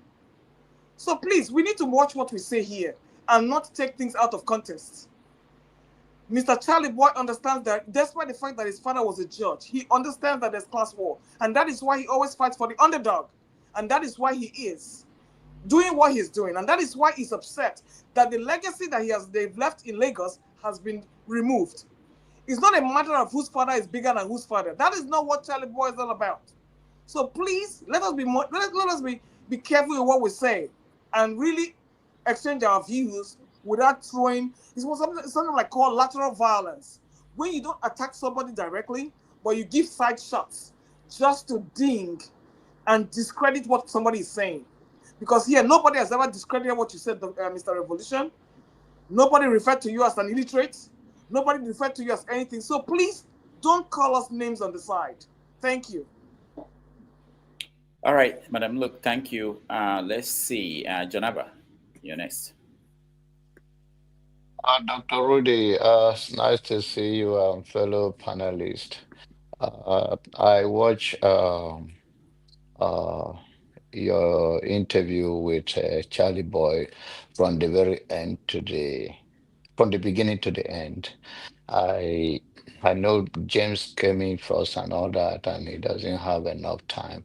And actually, I do not have a question for him, rather to thank him for all he's doing.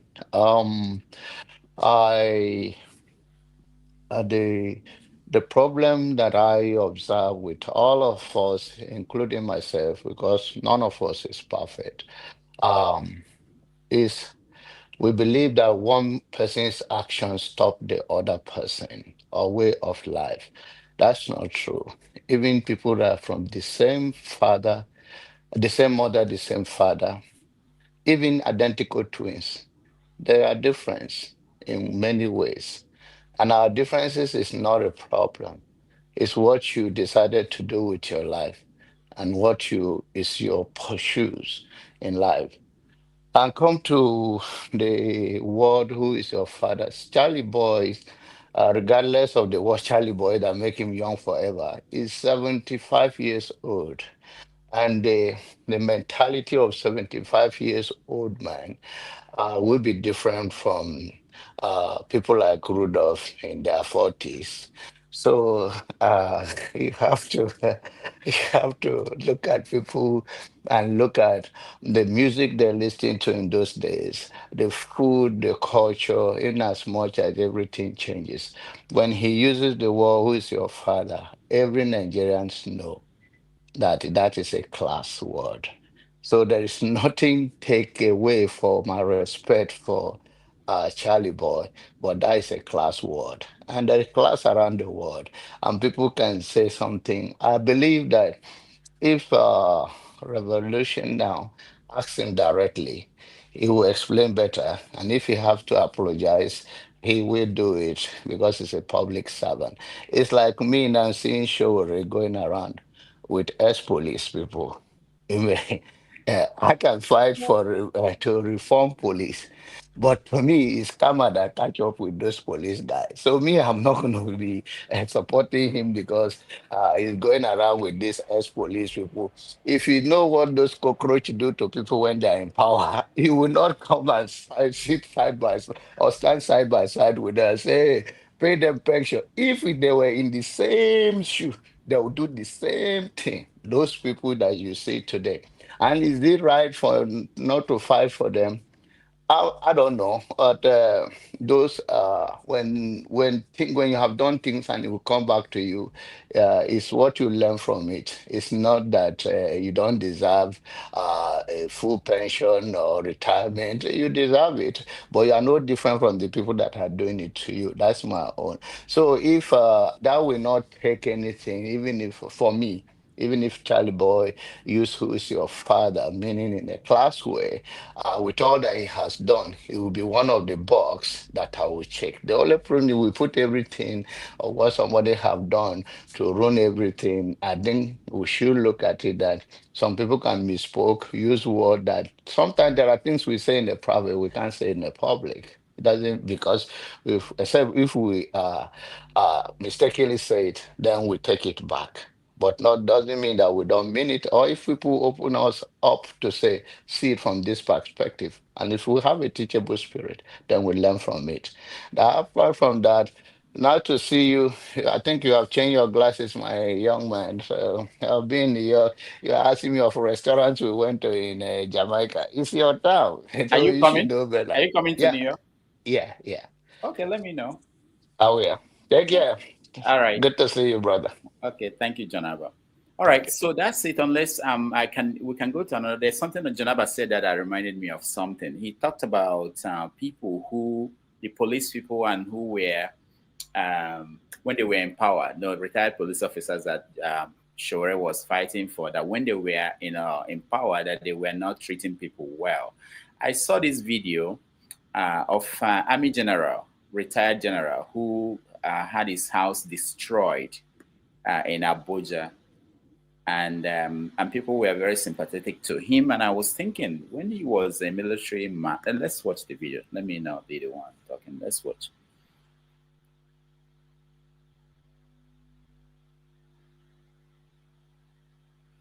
Okay, so I'm having system problems today. I'm not sure it's not playing. Okay. Owned by a retired general. Everything in the garden worth millions of naira was completely demolished, and the destroyed items were chattered away by scavengers, popularly known as Babambola. What a great loss. The shocking part of the story is that the said general was not informed, no quick notice from the development control. Good evening, sir. We have seen the way these people destroy your garden. We are not happy. But what happened, sir? What will I do? I was here in the morning and I saw them coming. They say they are from development control. And they started marking the place. I said, what for?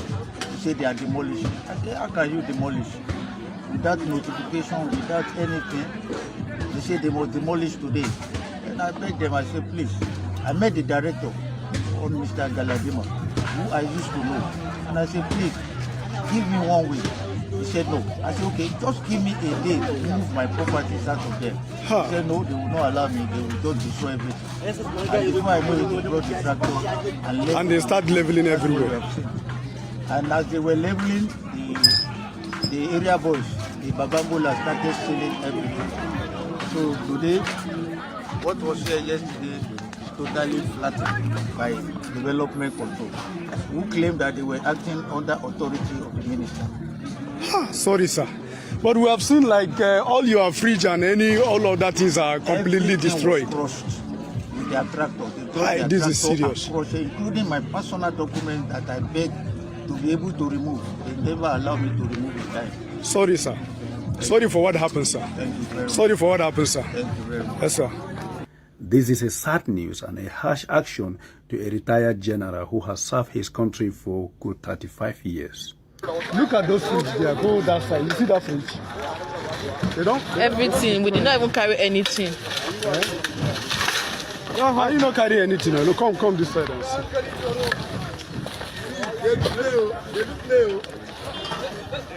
Oh boy, see how many millions of naira we don't go here now. Hi. The reason behind the operation by the development control remain unknown, but a humiliated action against the retired general with no regard. All right. This reporter was a wonderful guy. But the point I'm trying to make is that when we talk about the country and making sure that we follow due process, sometimes some people think that they will be exempted from that. Sometimes we see that nobody will be exempted. I was thinking when I was watching that, when this man was a general in the military, did he push for the establishment of that due process so that even someone who is nobody will be treated well?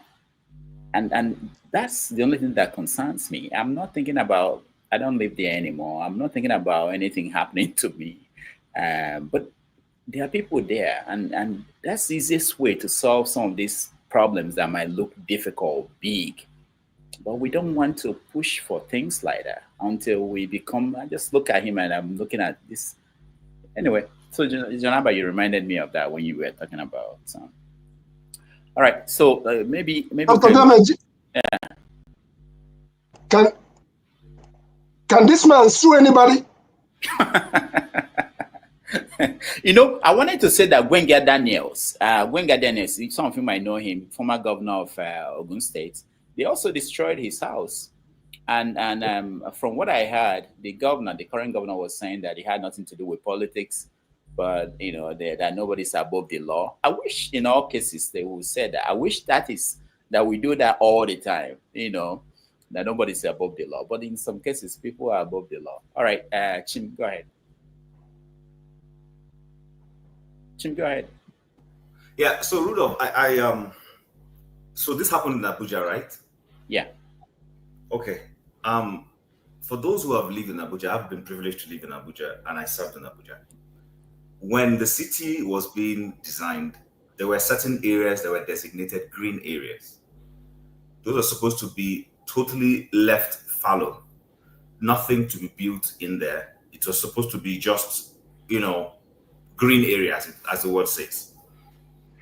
Now, a lot of these high-value people began to, because of their influences and ability to penetrate FCDA, that is the Federal Capital Development Authority, they would go there and get fictitious papers and go build on lands where they were not supposed to be built on. The last time any intent to sanitize Abuja was made was when El Rufai, hate him or like him, used to be the minister of the Federal Capital Territory. He pulled down the former chairman of PDP, a very influential man we all know, Colonel Ahmadu Ali, the popular Ahmadu Ali of Ali Must Go. For anybody who understands what Ali Must Go means, he pulled down the man's house, and two of them were in PDP.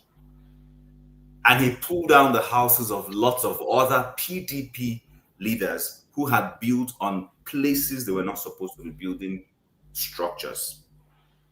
Now, if that is what is happening to this general, because most of the time it's military generals who have influence to acquiring properties that build things in places they shouldn't be building. And then, of course, by the time the politicians joined them in 1999, it became a norm. Of course, the politicians had influence too. So I guess Gbenga Daniels understands that he too had built on such a place, and that's why he didn't make any noise. Coming to this general, I empathize with him.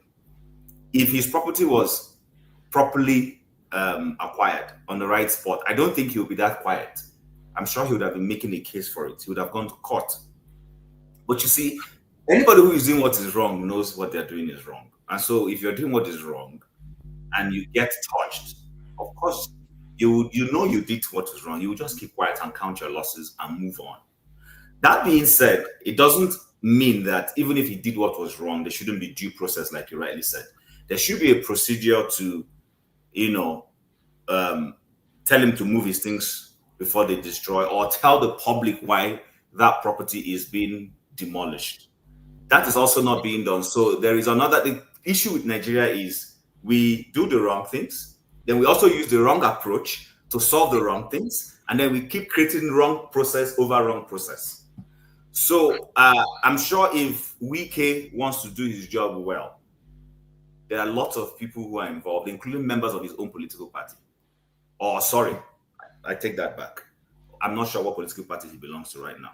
So the party of the people who gave him office. I'm sure he would be able to find a couple of them also who have broken the law, that he would need to sanitize wherever it is they have set up their structures. Now, I will end on this back based on what was said earlier. I'm not sure the context where our brother was talking about the middle class and the things that are being wrong, but I want us to be very honest with ourselves. We have a society, especially in Lagos, where we've had a governor who is the president now. He's been trying to change things to suit his own narrative. For anybody who is discerning and wants to be honest, there is an attempt to uproot what was existing and implant what he wants as the grum norm of how that state is run. He is removing old, what for those who read the Bible call old landmarks, and setting up new ones. Now, for anyone to say that is not another class war, for those who are talking about a class war, when you remove something and you want to implant a new one, you're engaging in a class system. That is what the Soviet Bolsheviks were doing when they carried out the revolution in Russia. They removed an existing one and planted a new one. That is what the what's it called, the Ayatollahs in Iran did. They removed the system where the Shahs were and implanted their own Islamic revolution. It happens all the time. The question to ask is, what those people are doing, is that the right thing? Is that the way society should be run? If you ask me, I would say no.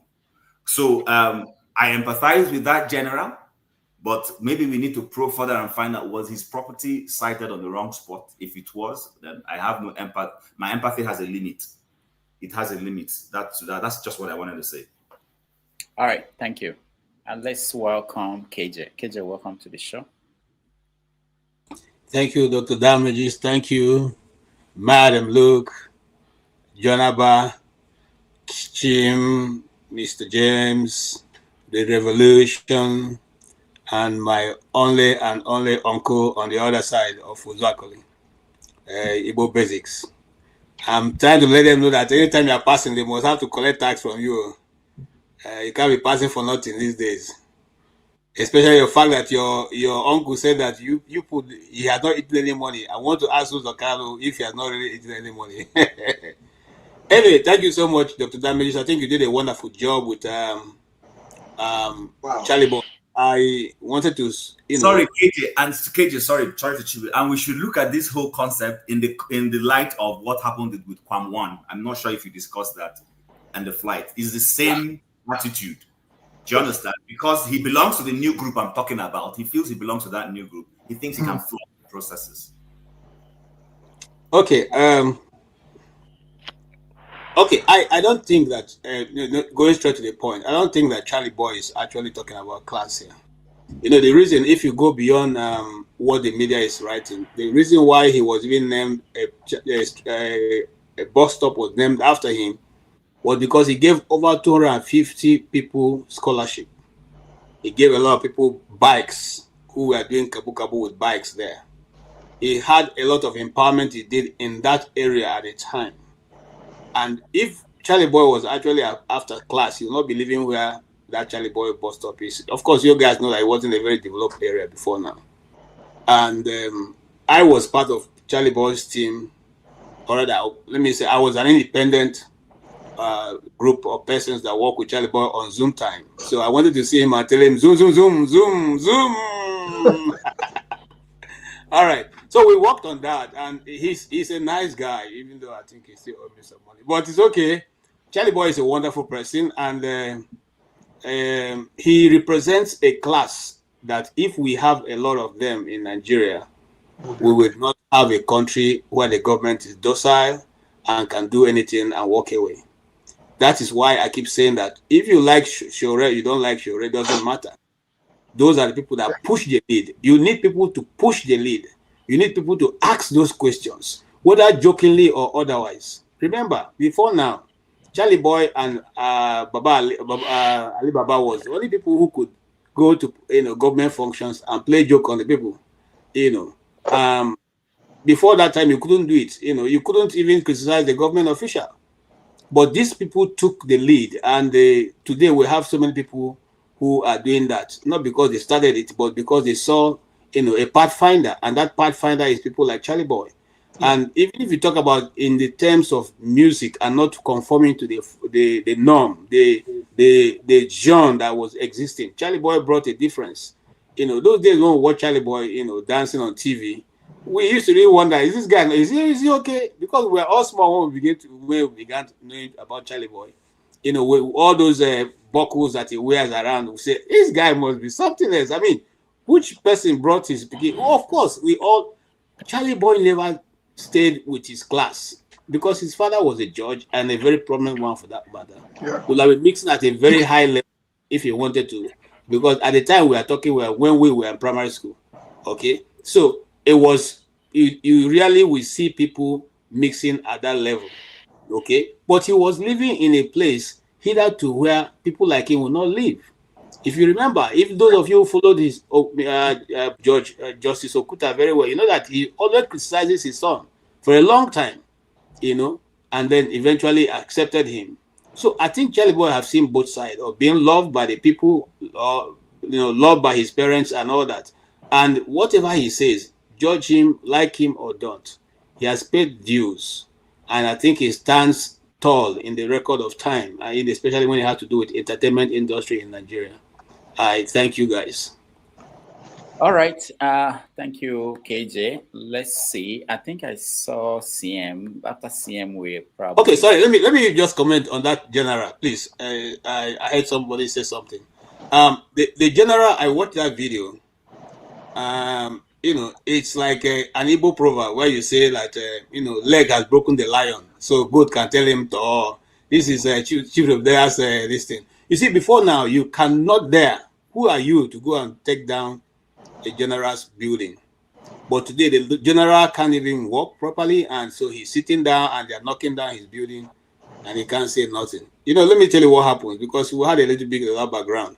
What he would have simply done was to call another general who is serving and say, I need a trailer, a truckload of infantry battalion here. And they will come and, and they would, before, latest 30 minutes, there'll be full, army regiment there that will take down everybody. If need be, beat you people and take you to the barracks. But you see that the scenarios have changed. And it's not necessarily because the man bought a wrong land, just like Chim said. The people in government has always used this demolition exercise as a way of dealing with their political enemies in Abuja. They didn't start with this guy. El-Rufai did it. Remember, Zingina's house was broken down in Asokoro, saying that the house was on a pipeline and they were going to do... Nothing had been done on that land until left Nigeria. And there are several of them whose houses were brought down. They were... doing that to their political opponent whenever they have the opportunity to do that. So, and you see the policy of using the green area as not building, no building to be there. This thing was there, but there are also green area that was sold to individuals, because I know my friends still have one till today. They were sold to them to use partially as green area and partially as residence. So they develop it as a green area, as a park. But in some part of the land, they also build their house there. I don't know if you understand what I'm saying. So that is exactly what happened to this man. His house is part of the green area, and they brought it down with other things he was already putting in that place. And I think I don't know who he has offended, but if you notice at his age, I don't think he can stand up to do anything. That's why he's sitting there, not because he couldn't do anything or not. At least even as a general, he still has his bodyguard. They call them backman until he dies. The army will still send a backman in his house every morning. So his backman will be there. If it's something he wanted, it could have been done. Thank you.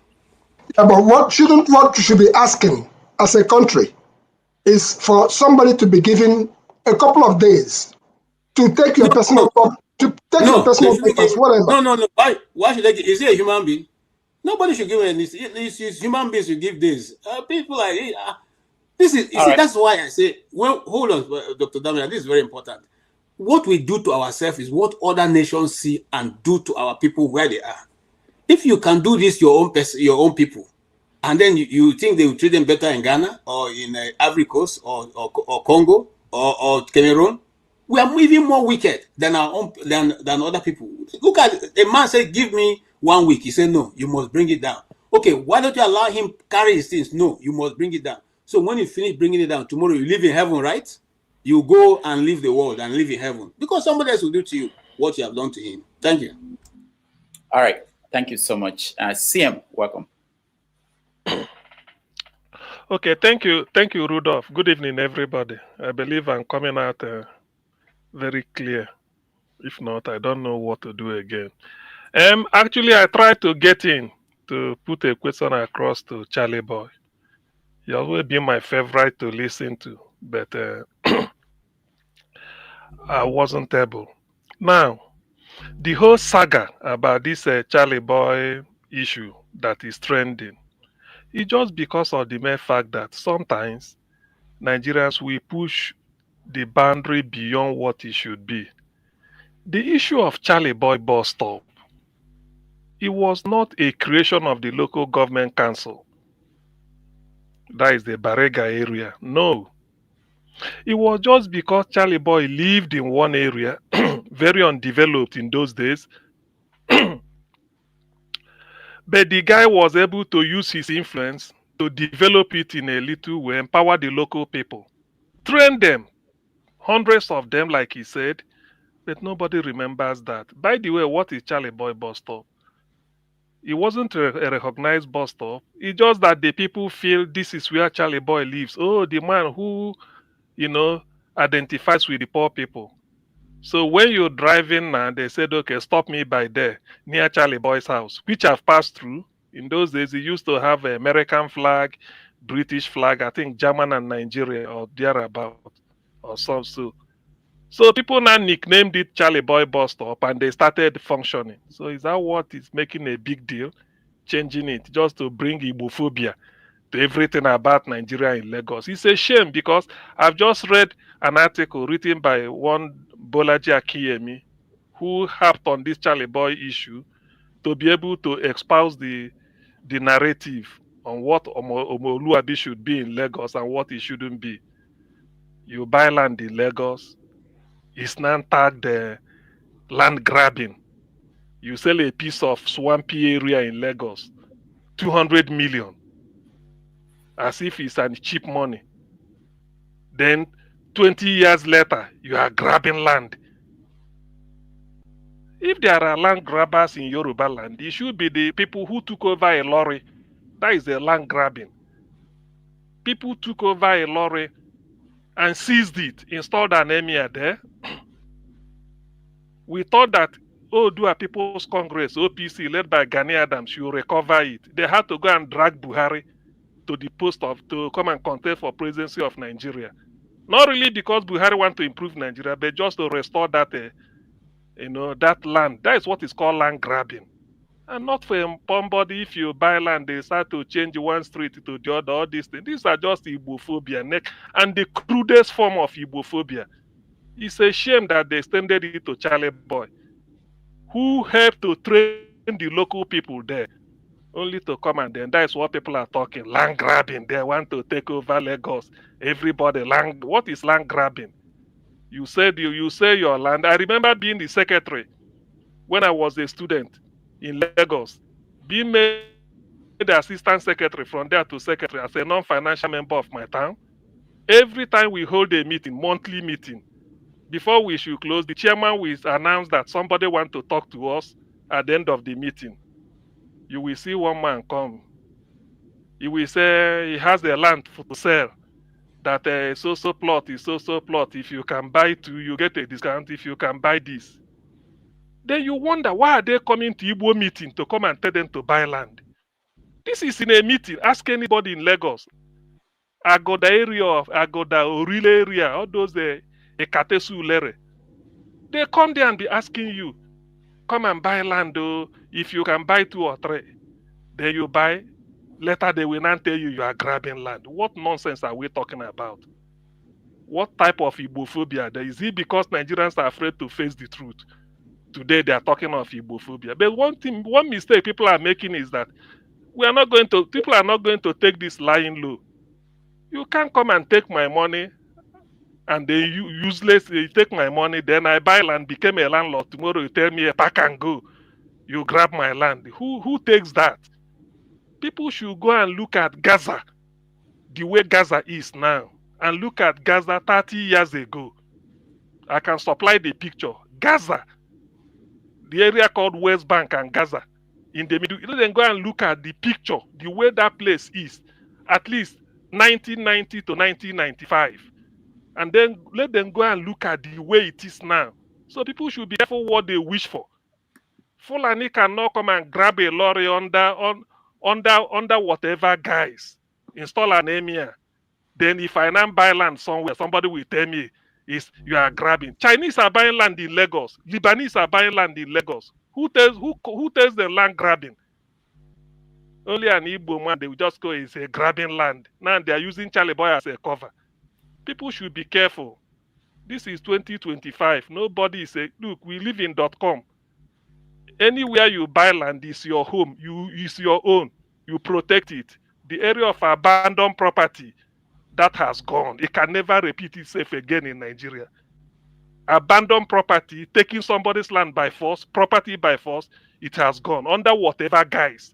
I only pity people that cannot see what is happening in Gaza today. If some people want to turn their place into Gaza, we welcome it. It's as simple as that. I wanted to let Charly Boy know that. Because plan is afoot to come and reenact one useless retrogressive idea, all in the name of land grabbing. Who is a land grabber? I bought land. If you buy a house in UK or US, will Americans call you land grabbing? Don't people buy houses all over the world? Are they called land grabbing? When it gets to Ndibo, everybody will now coin one language. They are grabbing land. They want to take over Lagos under whatever guise they are destroying. That thing should stop. That's what I wanted to let Charly Boy know. If he can't take it up, then it's up to him. Enough. Thank you. All right, thank you. I will play one more video. This video, I actually wanted to play it for Charly Boy, but because we didn't have enough time, I didn't get to that. So let's watch.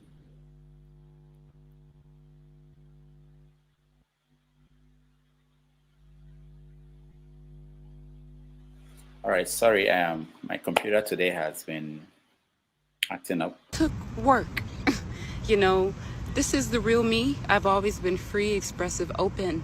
But my relationship with my body, you know, when you're only used to being naked during sex, you perceive your body as something usable for sex, and that's all. But this is a body that carries the vessel of God.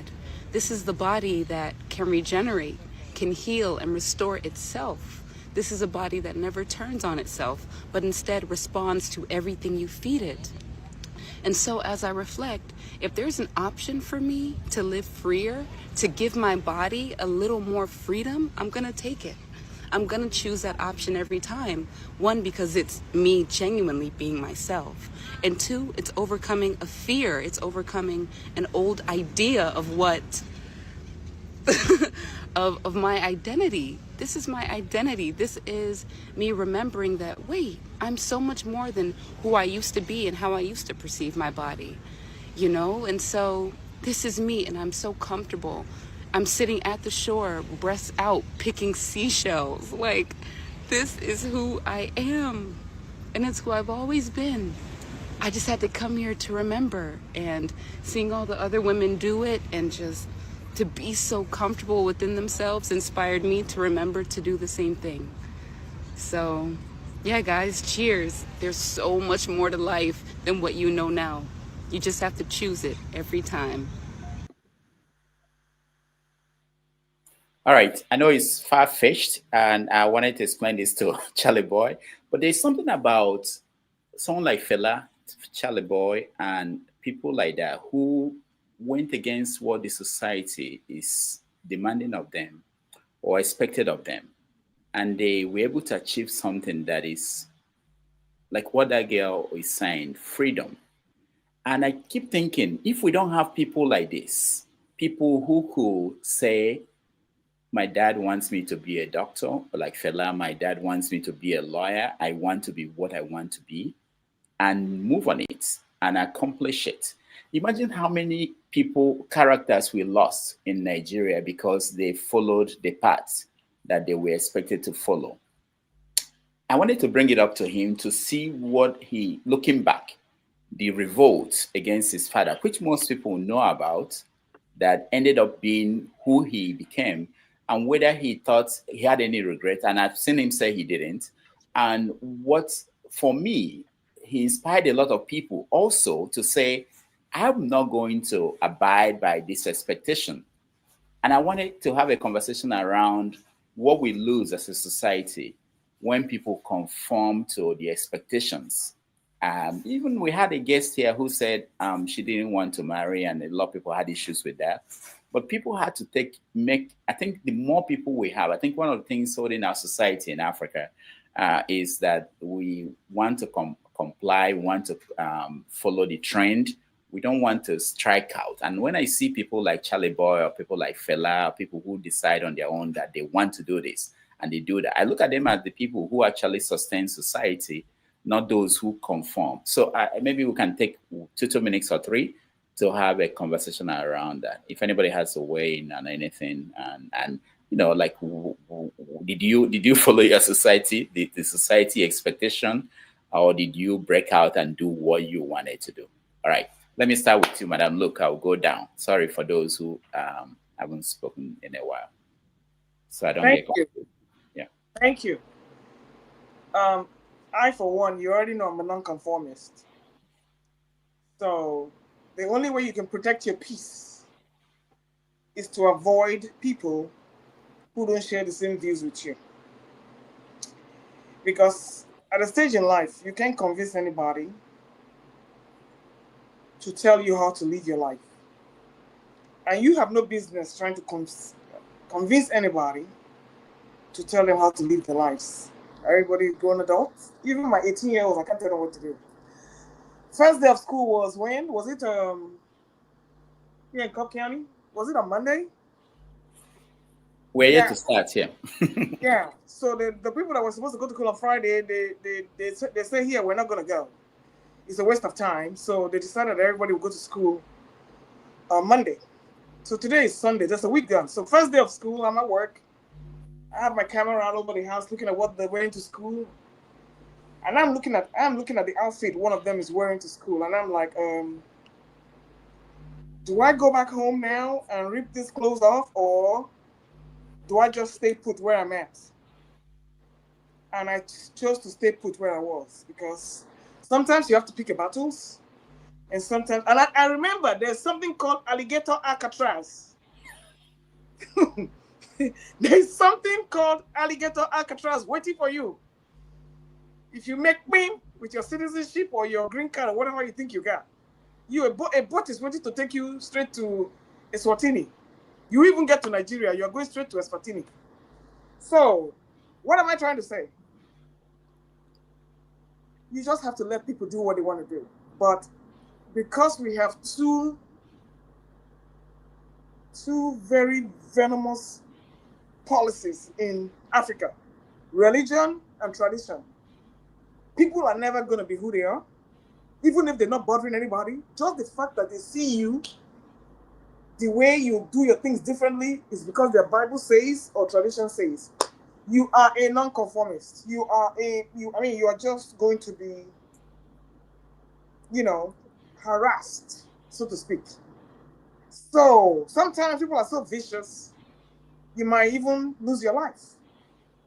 So what am I saying? I'm one person that I respect people's boundaries. I don't really care what you're doing. I may not like it, but I believe in live and let live. Just like I want everybody to let me be who I am. It doesn't necessarily mean I cannot be with you in the same room. It doesn't necessarily mean you cannot be my friend. But when it comes to that boundary where you have to push your views on people, that is where you need to step back. Here we are. Somebody just made a simple statement. Who is your father? Look at the different ways people read it. In different ways. Somebody said potato, another said potato, somebody said tomatoes. Just because we cannot see things eye to eye. But I would rather I wouldn't take the most vicious part of the argument. It's a class war. No, that's too drastic. I would rather say, okay, it's a form of looking for identity. But why must we always defer to the most vicious and the most heinous route for controversy and just to cause friction? That I don't understand. Nobody is saying that there's no class war. Nobody saying there's no gender war. But can we manage it differently with self-respect and maintaining boundaries Like somebody says on the on the group chat, you don't have to respond. Can you just walk away if you don't agree with something? Well, why give a dog a bad name just to kill it? Is my question. So I'm all for freedom. My bohemian lifestyle, rocks. That is why I'm very protective of who I like to allow to come around me, because if I don't see some commonality in what we're doing, or you don't know how to respect boundaries, I can never be around you, because you will be very offensive to me. If you don't respect my boundaries, I cannot respect you, period. Just like that, I have Christian friends, I have Muslim friends. The only time we have a problem is if they start opening their mouths. Just keep your shit to yourself. I'm not interested. Let us face what we're doing now. Let's face the project at hand. That doesn't have to do with tradition or religion, and we'll be just fine. We can all get along. And that's why America is a melting pot. You will find all kinds of people here. You don't hear people on Sunday blaring their horns, call to worship. You don't hear people on Friday blaring their whatever, call to worship. Everybody respects boundaries for the most part, unless you give a power to a megalomaniac. Then you now see where we got problems. But things will work out itself, because you can't fool all the people all the time, and nothing lasts forever.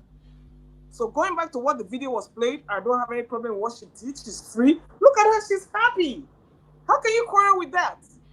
Is she harming anybody? No.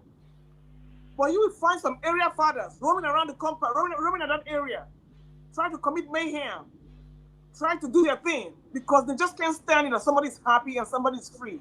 So we all need to check ourselves. What exactly is your issue that you cannot let other people be? If you come from a disadvantaged background where you didn't feel love or you didn't feel respect or whatever, you know what? Then you need therapy. Don't take it out on other people. Thank you.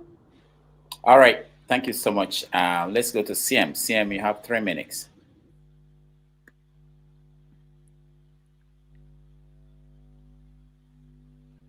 CM, can you hear me?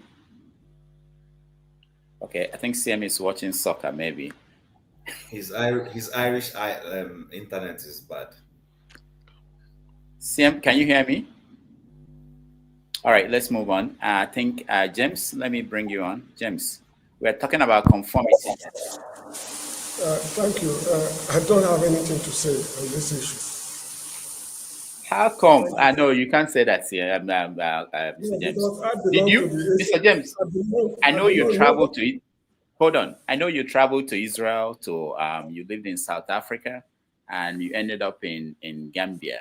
At any point in your life, did you see yourself where you are now doing what you are doing? Or was there kind of pressure from society for you to conform? And, how did you end where you are and what you are doing?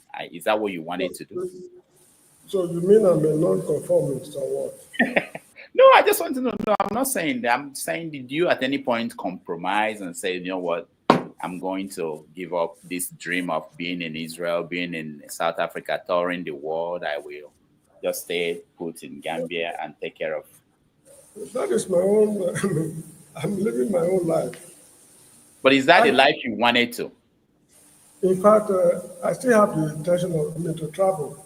Gambia is not my last bus stop. I will still travel. These days traveling is very expensive and it requires a lot of preparation.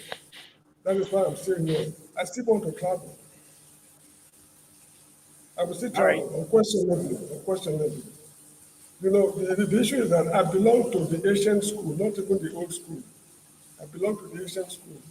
So the way I see life is different from the way most people, I see life from my own perspective. And I like, should I say, reasoning with young people or young minds, because of the nature of work I do. I work with young people, a lot of young people. So in order for me to get along with them, I should know their style of reasoning. This is one of the reasons why I keep the company of young people. But I have my own life to live. I don't live my life to please anybody. All right. Thank you, Mr. James. Forefathers, welcome to the show. For those greetings. Greetings, Dr. Rudolph. Thank you for having me. and greetings to all the panelists, and greetings to the chat and the viewers. I did listen to a bit of, at least, to Area Fada, as they call him, Charly Boy. I did listen to him, and one of the stories that jumped out at me was his experience, I think somewhere in America, where he said he was attacked and hospitalized for a week. That is quite serious incidents. I guess that's bound to, clear any fog in the eyes of people. And I also got the idea that he put about 80 to 90% of the blame of the problem of this country to Western nations. And this is one of the things people don't understand. Sometimes maybe when you experience it, then you notice some of these problems that occurs to our people. If you've not experienced, you will not notice that most of our people haven't experienced firsthand what it's like. The forces that are responsible for keeping their leaders the way they are. And today, even American government is under a kind of cloud where people are worried that even Western nations are worried that they don't control their leaders. It's a problem, and there is a trend that is going on in the world that I don't even know whether even the world is ready for it. Even people that control AI and all the rest, they are complaining. They don't even know what is coming. And some of the conversations we have is still about big manism, where somebody is saying, "Oh, you better listen to me because I'm all that." And our conversations are sometimes a little bit too, somebody renamed the bus stop. We are in trouble here. And for me, and I refuse to, when they say people have to conform, I'm one of those people that refuse to conform to the way people like to think. I simply don't subscribe to it, because in the end, we are going to perish if we just keep following the same pattern. And the lady that, I don't know, the video that was played up about the lady, I don't see anything wrong with what she said. She's happy with herself. So what's wrong with that? People should be allowed to be happy with themselves. So I don't have one issue with that. I just think that Charly Boy is one of those people. When I was in Nigeria, he stood out. Even if just for some of the things he has stood for, is recognized for his. What is wrong with that? If he's giving, I didn't even know he was Igbo, today I found out he was Igbo, because I always thought he was like Yoruba, because it's the only Lagos we know about him. I don't know anything anywhere. Anything else. Mr. Forefathers. You owe us an apology. What do you mean? You didn't know Charly Boy Oputa. What do you know? What name is Oputa?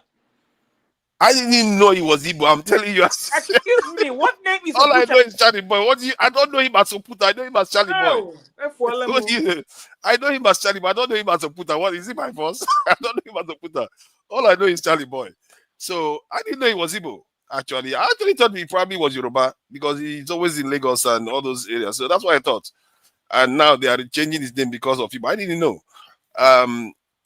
But I think he had a lot to offer to Nigerians. He gave Nigerians, he spoke the voices of the masses, isn't it?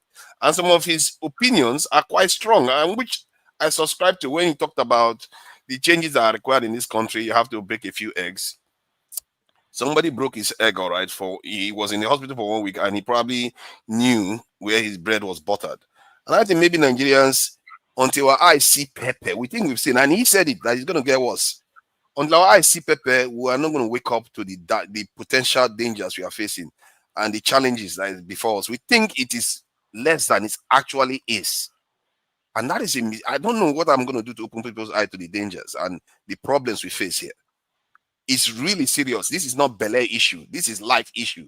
But sooner or later, events will unfold as it will. Maybe I'll be proven wrong. And I hope I am, actually. Thank you. All right. Thank you, Forefathers. Let's go to Colonial Master. That's a wonderful name. Colonial Master. Go ahead. Yeah. Thank you. You can't open people's eyes when you can't even adhere to the question on hand. But that said, the world belongs to dreamers, okay? I think, like you alluded to, one of the problems I see in Nigerian society, you said something very pertinent in that if you notice Nigerian society, a lot of people are not in situations where they would like to be it their professions, be it situations like marriages, because they have to conform to society. I personally know people that you could look at them and tell that they are not straight, but were forced into, you know, the conventional marital situation of a man and a woman, people that would rather want to be with maybe the same sex, right? I think, especially given the examples of Charlie Boy and people like Fela, Nigerians, and I would hope it's starting to be so because the society is overwhelmingly youth. They're made up of people below the age of 20 or 35. I would hope that people start encouraging their kids to go towards what they are talented at. Meaning, you see your child.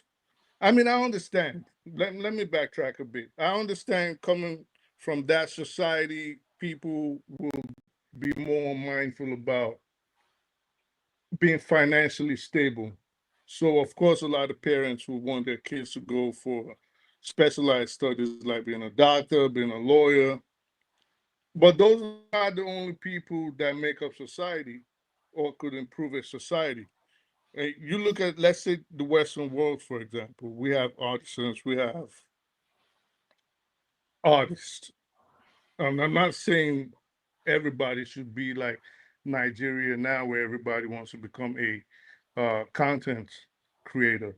But at least maybe if you let your kids shine from what God blessed them with instead of what you want to force them into, I think Nigeria and Black Africa at large will see a lot of change.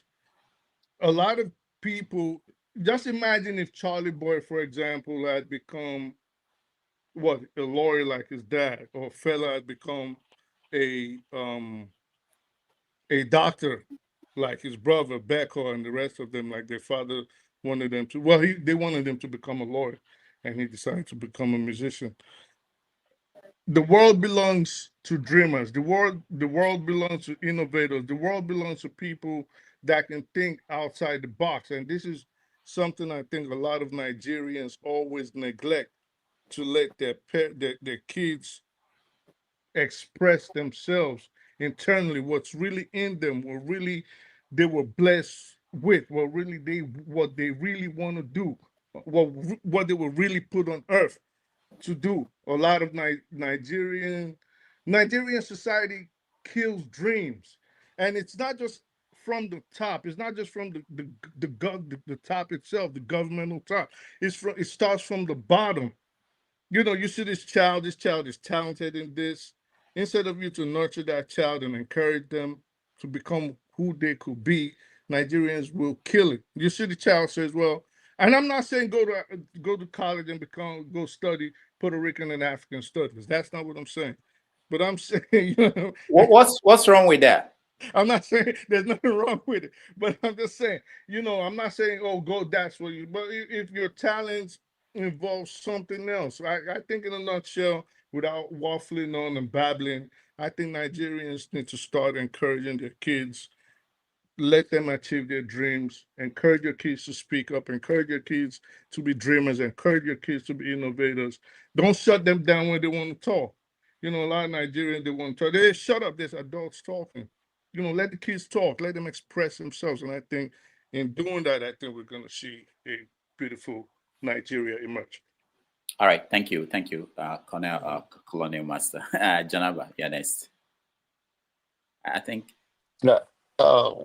Thank you, Rudy. Are you talking about the conformity? Yeah. We're talking about that. Is that what the colonial master said? The people are free to be stripped on the street. Janaba, go ahead. Can you hear me? Go ahead. Yeah, you can hear me? Yeah. Oh, okay. The young lady, you see, she's free, and I believe uh, she expressed freedom and happiness uh, is radiating around her. You can see it. Um, I think people should be free to be themselves, express themselves freely. Are you free, Janaba? Are you yourself? Very much so, very much so. Yeah, at this age and at this point. Have you given up on something? Oh, big time. Big time. Even coming here, give it. How many of your pastor friends, the one that you brought to campaign for the money that they, when they die, they can use their life insurance for the, where are they? So you're asking me if I have given up for something. How does your friend that come to tell us we we should enjoy life after death while we are here, our brain is in place. We should forget about it. What's the difference between them and those people who say they are waiting for virgin on the other side? So it's all the same. So yeah, I give up on so many times. And that is how life should be. Or being controlled, being educated in a wrong way instead of being ourselves and being free. And they control our mind, they control our way of living, our everything around us. But you have to do it by yourself. It's not something because you went to school, you are educated in the way that is already structured that make you educated. I think self-education, self-awareness, sit down and think critically. And even in most cases, you will see that you go against everything that that they have structured to control your mind, your belief system, who you are, what to do, what not to do. I think it's a big thing. The biggest education is just think critically and ask yourself common questions. If this is this is this is that and that, why this and why that? And those are the common questions I believe people should ask themselves, and you can live to your own God, whatever you call God, or whatever you think is bigger than you. Even if, like I always say, even if that thing is in you, it's okay to believe there's something bigger than yourself so that in any case you can go back to that your inner self. So I believe in that. I believe people should educate themselves, talk to themselves, have a quiet time to reflect on all the things going on and use it. You don't even have to be a critical thinker to see all that is going on. One thing Charlie Boy said that my own takeaway is that this thing is falling all over the world, talking about the leadership of the world. That I believe is true, even to this place. So, and it's time for people to think from the grassroots, to think. And once you started coming to yourself, you see that we're all the same thing. And the dream of all that we want to live is the same thing. Everybody just want to be successful. Everybody just want to be happy. Everybody want to be themselves and to be free. And freedom does not mean you do whatever. There are some certain things that you do that is not accepted. That is not classified as a freedom. To me, freedom is that a common sense approach to common being yourself. You should not be told what to do, what to say. You are not a baby. Thank you. All right, thank you so much, Janaba. We have about 3 more. Oh, sorry, less than 1 minute. So, but I will give everybody a chance to conclude. But before we go, I will get everybody. Yeah, I haven't.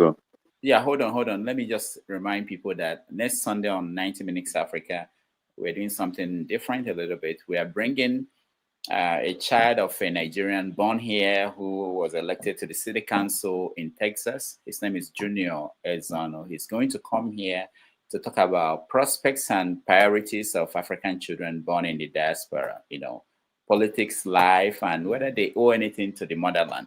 So that will be an interesting conversation if you have your kids who are that age, who may learn something from him, how he went into politics. He got elected at 22. youngest person in the city council, and he's very ambitious. I met him somewhere in Maryland. So we are going to have a conversation with him next Sunday on 90 Minutes Africa. All right. I think the next. So the show will be kids friendly, right? Yeah, of course. I mean, he's a politician, but he's young. Yeah, yeah, of course. I think so. Yeah. Okay. All right. So let me. Who is next? I think it's Revolution now. Okay. It's me. I know. I'm coming to you now. I know you're there. You're not next. I'll get to you. I know you just came back. Revolution now. 2 minutes. So free. It was me, but my brother is Revolution. Let me leave him. But I thought it was me. Oh. Okay. Revolution. Go ahead. No, if it's you, I would rather. No, you know, you're my the same style I'm on. You know, the same style. Me and you, Mr. Style I'm on. Anyway, I want to say thank you so much, Rudolph, for the opportunity to air my views. I'm a man, like that lady was saying in that video you played. I believe in saying what is on my mind without caring what anybody says. If I offend them because of my views, I'm somebody also who tell you, well, this program was meant to say your mind, have your say. So I have made my say. If they understood it differently or wrongly, it wasn't meant to bring any confusion or insult to anybody. But I'm a person like that lady. I stand, nobody can stop me from doing what I want to do. When I was growing my Rasta, I lost a lot of fake friends who waiting they do you, go comb your head. Today, none of them can stand where I am because they see that I face my life. You understand me? They have their own life. So I'm free. And to end, because I would say good night with my last speech, is I want to just say something to my brothers and sisters, because this is like a family to me now. I come in here, whether we meet physically or not physically, but at least we've known ourselves somehow. There's nowhere we walk in New York one day and see you and just walk by, or see KJ and just walk by. I will say, now you, how far? I will do that. And likewise, everybody, whether we agree or not. You understand me?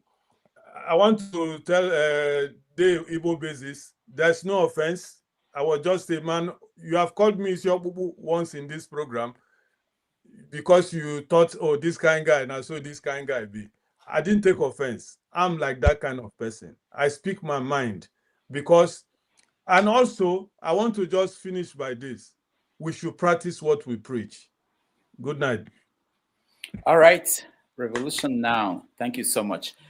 I thought Chim would be next, but I hope you guys don't mind. I don't know who's next anymore. Let's. I think I'm next. Let's go to Chim and go that way so that I don't miss people anymore. Chim. Oh, what happened? Where is? Yeah. Oh, yeah, Chim, I'm here.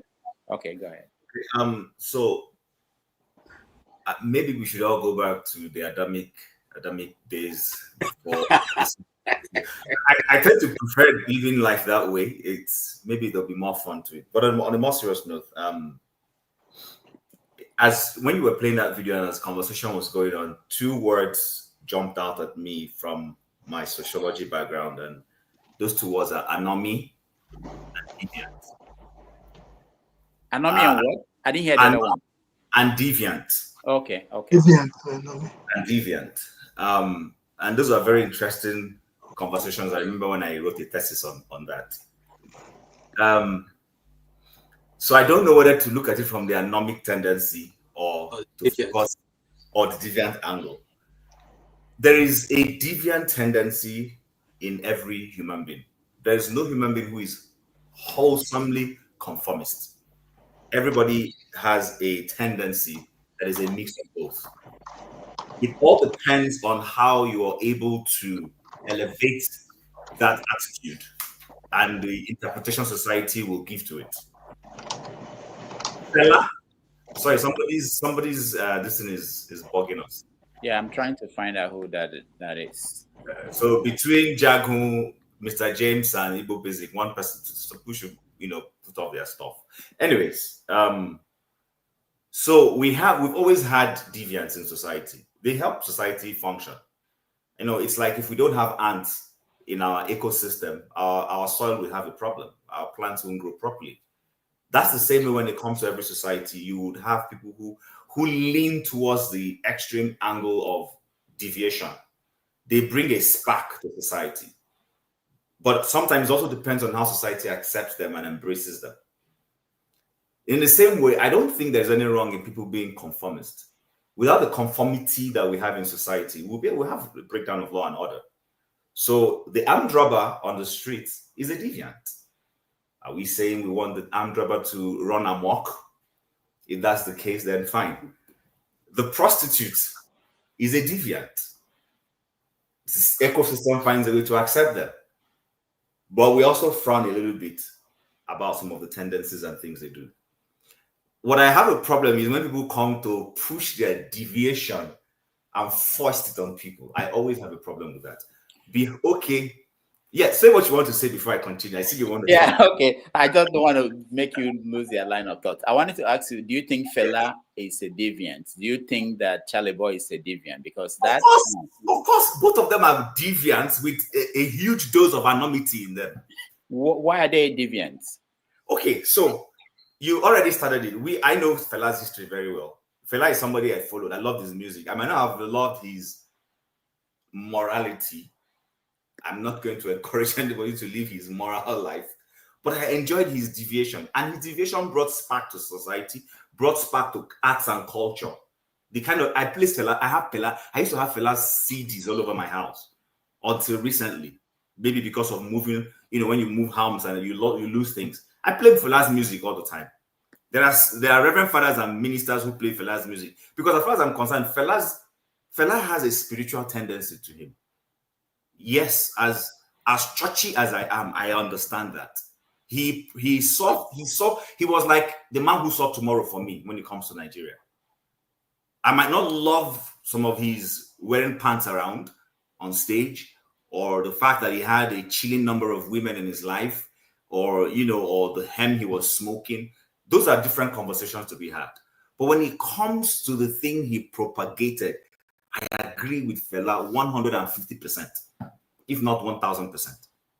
So I think his deviation brought something to society that we can't take away. And that's what that is what any proper deviant, there are some deviants we're not going to accept, but his deviation was useful.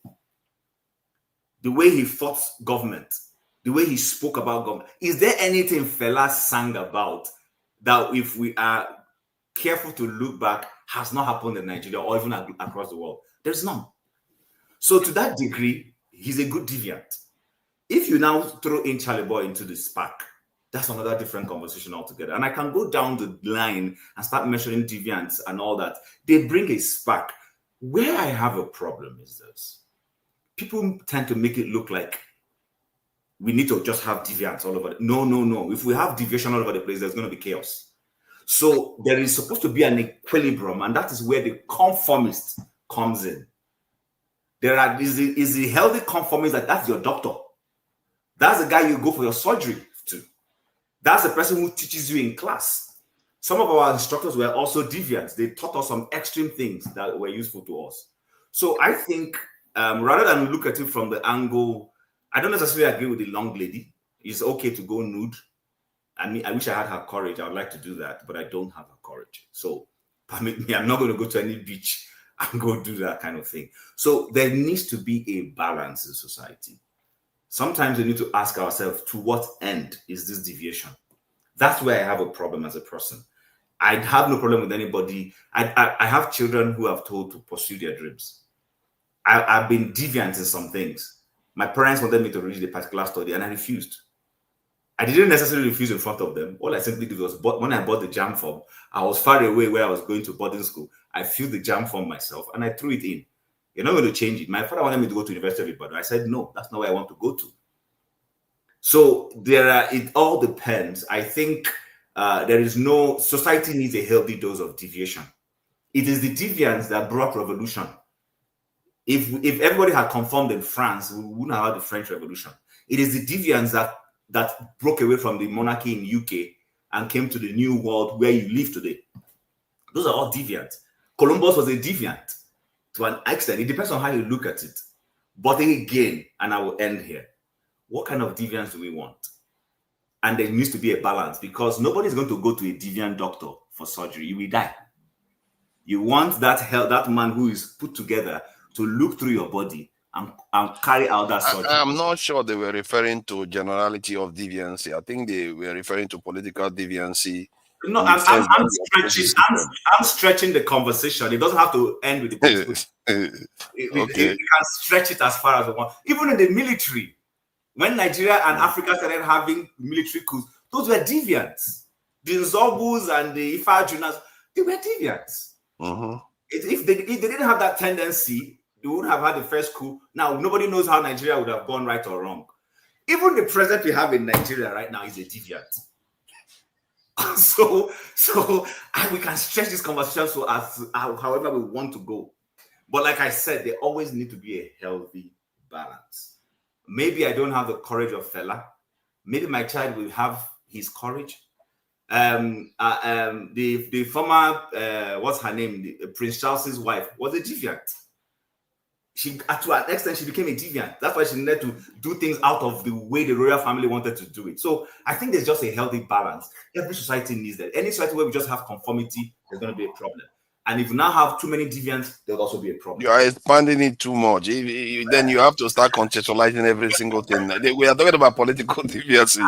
I told you where I wanted to go to, and I intentionally, I have the license, and thank God for Rudolph. He gave us that license to do that. So I chose to do that. All right. Thank you, Tim. KJ. I know, Jagan, I'll come to you. I'll give you more time, Jagan and Kene, because you guys didn't weigh in on. Thank you so much. And I like the way Chim has expanded it.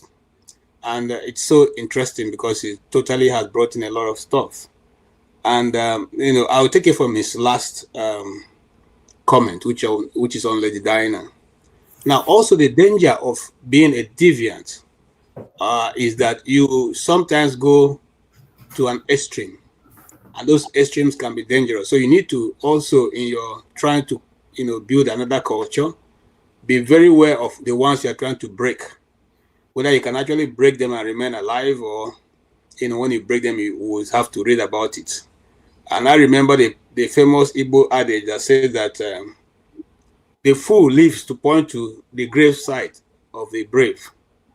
So we should be always careful. And when I'm saying that with the story of Lady Diana in mind. And but I'll go from nature, and I'll go with the story of the young girl. That you decide to go naked doesn't necessarily mean that we all should now conform to your image. You see, in this this century that we're living right now, people kind of do things that are not in conformity with the society, and they all want us to measure in the minors. So, in other words, when we are growing up, the people who deviate from the normal custom and tradition or norms they don't expect society to now conform to whatever they are doing. They are just known as outliers. And those people are acceptable even though the way they are. But nobody tries to force it down the other people's throat. Now you go to the beach and you make a video. Saying you are in the beach and you like an inside and you want the whole world to all of us start going to the beach. Okay, those people who live in Africa who don't have beach, what do we do? Okay, so now let's service. You should have shown us the entire photograph of everything. Yes, if you know that it was what you are doing was correct. Chim, thank you for that. You only showing us. Hold on. KJ, what did Chim say?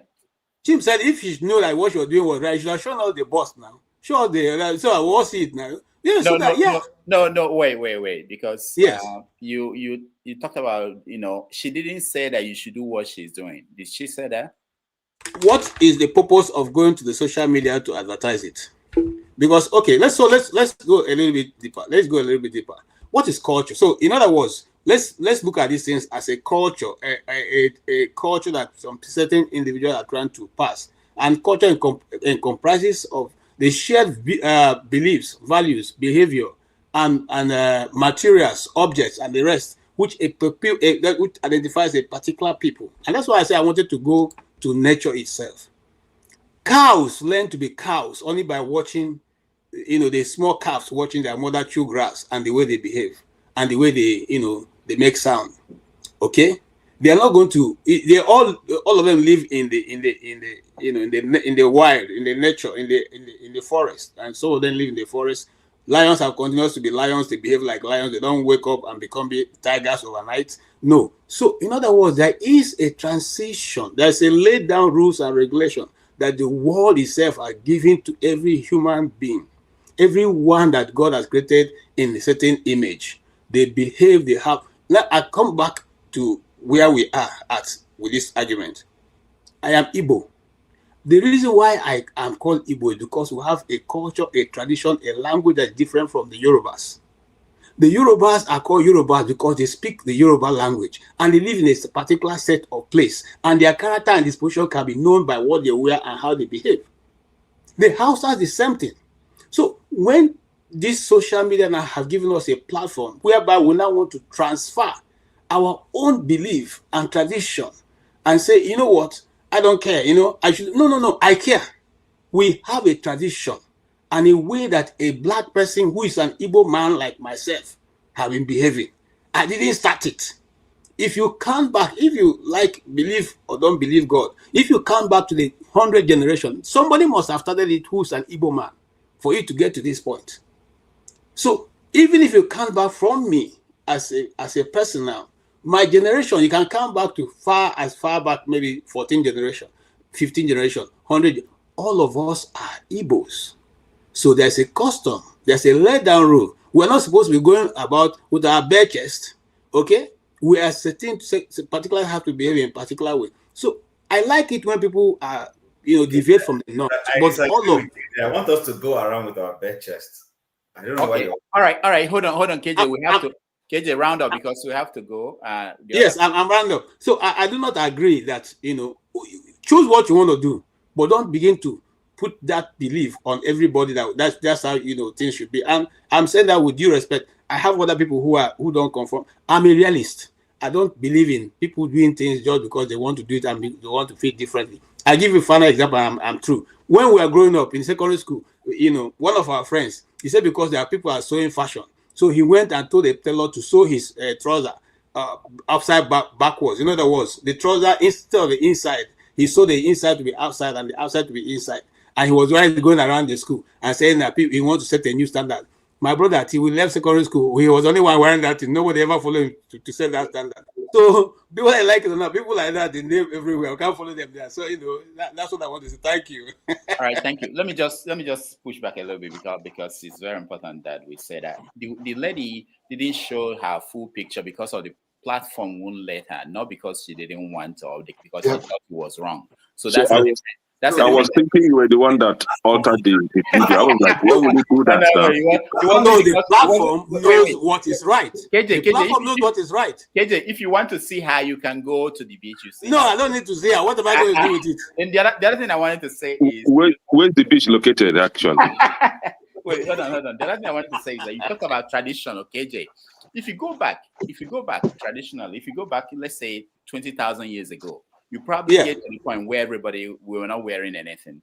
And if you go back, you see, you talked about separation, Yoruba, Igbo. If you go back, there's a point where they were one people. You know how the migration. Okay, I totally agree with you. So it's very important. So maybe this lady and people like her are actually moving in a direction that we will. It never will happen. Maybe you can't stop it. You are just here for. No, I'm telling you, it never will happen. No, you are not here for a while. You are here for a short time. I'll be here. I'm here the next 100 years. 3,000 years from now, you don't know what will happen. Who tell you that Jesus will have come and all of us will have gone? Oh yeah? Jesus will have come. No, Dr. Damage, 70 years ago. Yeah, let me come in now, please. Hold on, 70 years ago. No, Kenny, you have to wait. After Jagun, I will bring you up. I know there are other people. CM is here and everybody else. But Jagun, go ahead. I'll get to you, Kenny. I'm trying to mix it up. Those that have been waiting for a long time, those that spoke long ago, things like that. Yeah, our Allow Jago is a big brother. Oh, that's nice of you. Yeah. Good evening, everybody. Dr. Damages, I'm a bit upset that you bring on a very I important... for Jago. I came before him. Who be that? Hey, Joe, just let me... I know before Jago. I came before him. That's my man there. I'm a bit upset with you, Dr. Damages, in that you bring on an important subject at a late time. This is something I would like to get my teeth into. What we were talking about before, I think it was quite spurious and everything. But anyway, I've got a lot to say on this subject. I'll begin like this. In my life, I wondered, is our culture based on punishment, discipline, and that kind of structure? Or was it something that we learned from the colonial market? I used to wonder about the fact that our parents used to discipline us to the point of almost over discipline. They would beat us, until it's like, until we didn't even feel it anymore. The amount of times that we would just be beaten anyhow.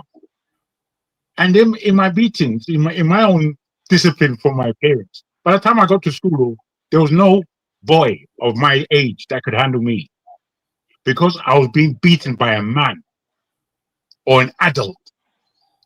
So by the time a child would come and face me, or they're in trouble, they was in a lot of trouble. So I wondered, then going to boarding school in this country and seeing the structure of the English sort of educational system that put in a lot of discipline, they had corporal punishment, they had so many things that were similar to what my father was dictating to us. So I wondered, where does this thing come from? Where does it?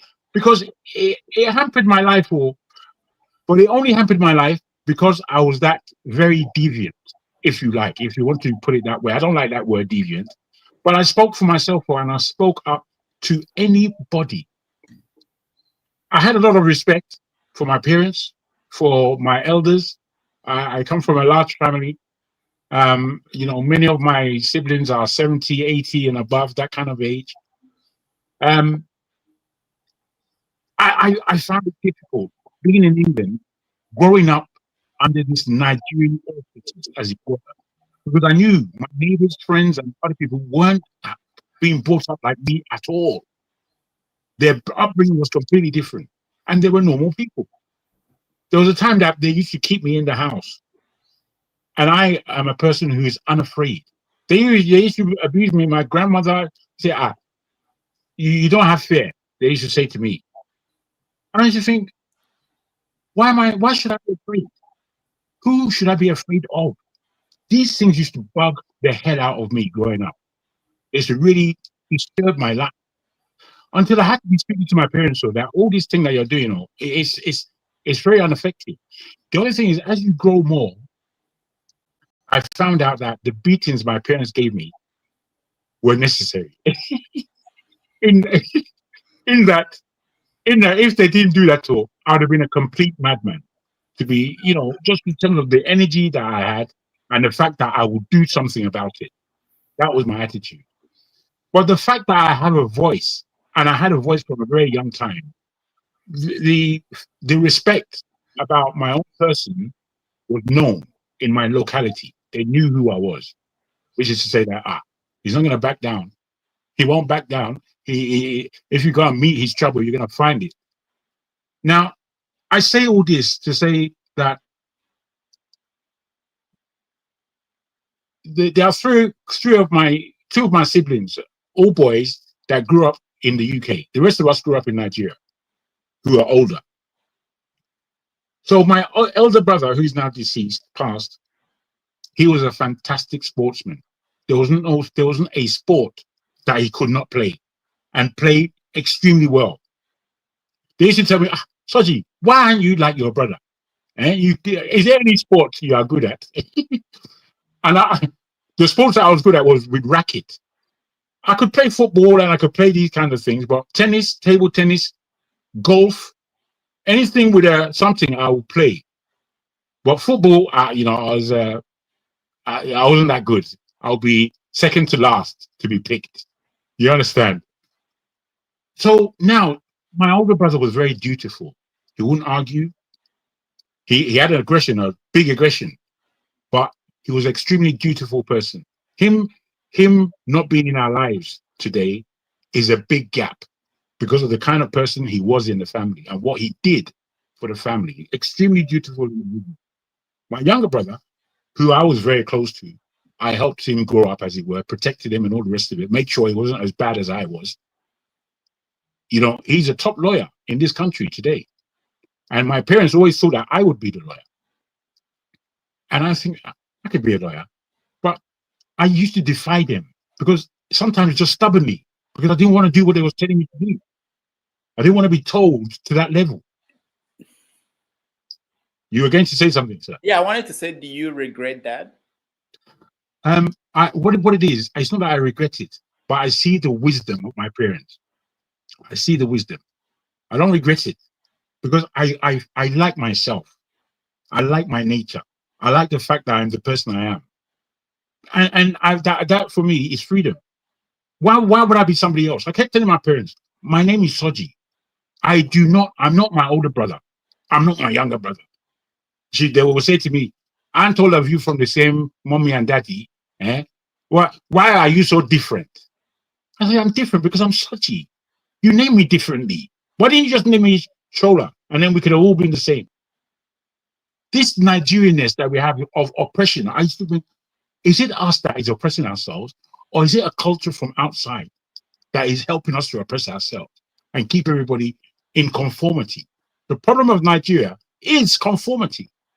That's why we don't have revolution in us. We don't have it. We don't have it. There are one or two people who stand up and stand up very strong, like the fellas of this world. The rest of us are just puppets. A lot of us, my cousins who are affluent and rich back in Nigeria, they can stay in Nigeria. I want Ikoyi, let's set. There are those people. When I speak to them about what it is we do about this country, they have nothing in mind. They have nothing. They don't even care. And if it doesn't come to their house, they don't care a damn. These aren't people that we can rely on to make any changes that would be deserved of the nation. Our nation could be the greatest nation on this earth. The fact I respect education and I respect intelligence. It's who I am. And I get that from my parents. This is why somebody like Kemi Badenoch, I don't respect her at all. Because it seems that everything that her culture and her parents have taught her, she's thrown it all away to become an Oyinbo, which is our modus operandi. If we can't handle it here, we'll run away over here and become who he is. I want to let us all know that the way we are as Nigerian people is wrong. We are basically oppressive idiots if we're not educated idiots, as my brother said earlier. We're oppressive people. If you don't believe what I'm saying, then you are rubbish. As my man CM spoke to me the other day, I thought CM was a very reasonable person. When I gave him an argument, he decided that I cannot be as knowledgeable as him, that my spirit and my actions are rubbish. I thought, CM, man, I can't believe that you're saying something like that.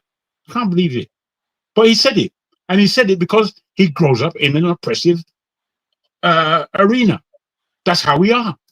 We can't think something out reasonably. We can't argue reasonably. We have to bring insult into the whole equation. Like I can't insult. I'm the best insulter in this world. I would insult you until you turn into a squirrel. The thing I'm trying to put to us is that we people need to be a lot more different than we are. Otherwise, we live a lie. Do you know how many Nigerians out there who are living a lie because they studied the thing that they didn't have any interest in? So they become a doctor and they wanted to be a lawyer, let's say. It's obtuse. If this is not your skill, pattern, as somebody has earlier said, if we do not look at our children and see what they are interested in, see what they are good at, we are failing them. All right. And in that failure, we have failed our country. I'll end it there, sir. Thank you. All right. Thank you, Jagan. Thank you. We appreciate that. Kene? Yeah, finally. Welcome. So I was actually had in mind to attack you for not sharing the video the way it should be, but I didn't know that the video was already cut off. But that girl, that little girl, I think she's not okay. Why will you share such a video? If you want to advertise something, advertise it in its fullness, right? And also tell us the address of that beach so that we'll be coming out there for a weekend, this thing. But we're talking about deviancy and conformity. But I still have one other thing to add, oppressiveness, right? So we have deviancy, we have conformity, we have oppressiveness. Now, it is because of deviancy that made the likes of Charly Boy to turn out to be a nudist instead of being a legal luminary, just like his father. You disrespected your father. You turn down the legacy, the family's legacy. You become a nuisance to the society. As far as I'm concerned, Charly Boy has not added anything to the society, nothing.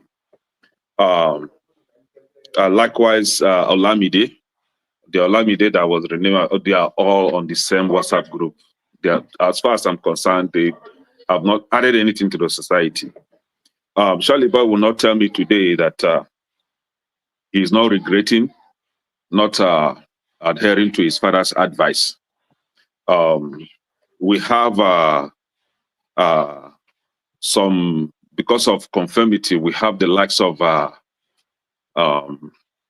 P2B, for example. I will be everywhere. He has maintained to be a businessman. He maintained his family's legacy, and today he excelled in business.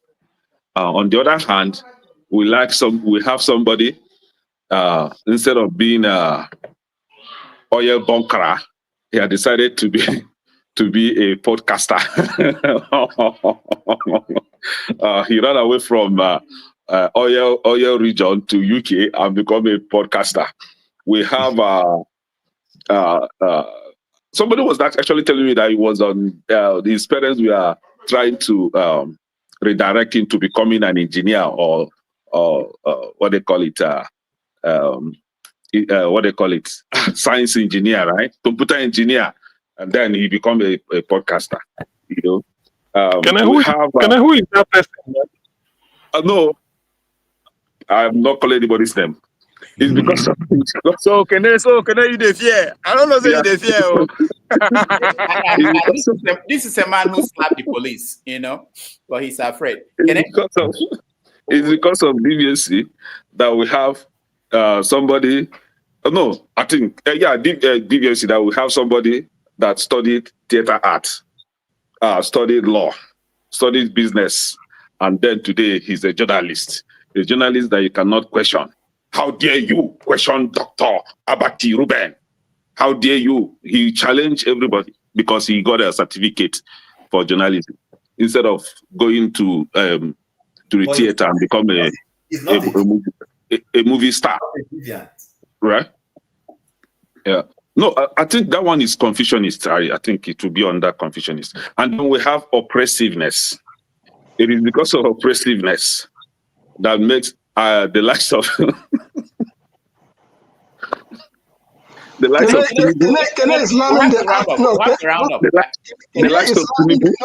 Islaming the act of the likes of Tinubu. Can I let me understand? There's something you said that worried me. Yes, sir. You said that Charly Boy didn't add anything to nothing. What about Fela? Nothing. They are all, but they are the same WhatsApp group. Okay. Any proud man, right? That will go out in the public. That will come out in the public, right? I shouldn't be proud of such a man, right? So regardless, you can play your music, you can become a musician without being nude, right? Without promoting nudity. But if you want to, maybe you think being nude in the public adds any value to the society, no. And again, I think it's upon us, the parents now, to begin to tame these children, this Gen Z now. We begin to teach them that we have culture and tradition. Our tradition does not encourage nudity. Our tradition does not encourage indecent dressing. And that is why if you watch me on the comment section, I've been advising this Gen Z boy, AY, right? We should begin to tame these children so that they will not disgrace us tomorrow. We are getting old. In the next 30, 50 years, some of us will not be here, right? Some of us will be working with clutches or stick. So we should begin to leave a legacy of family, a family legacy of decency, legacy of adding value to society.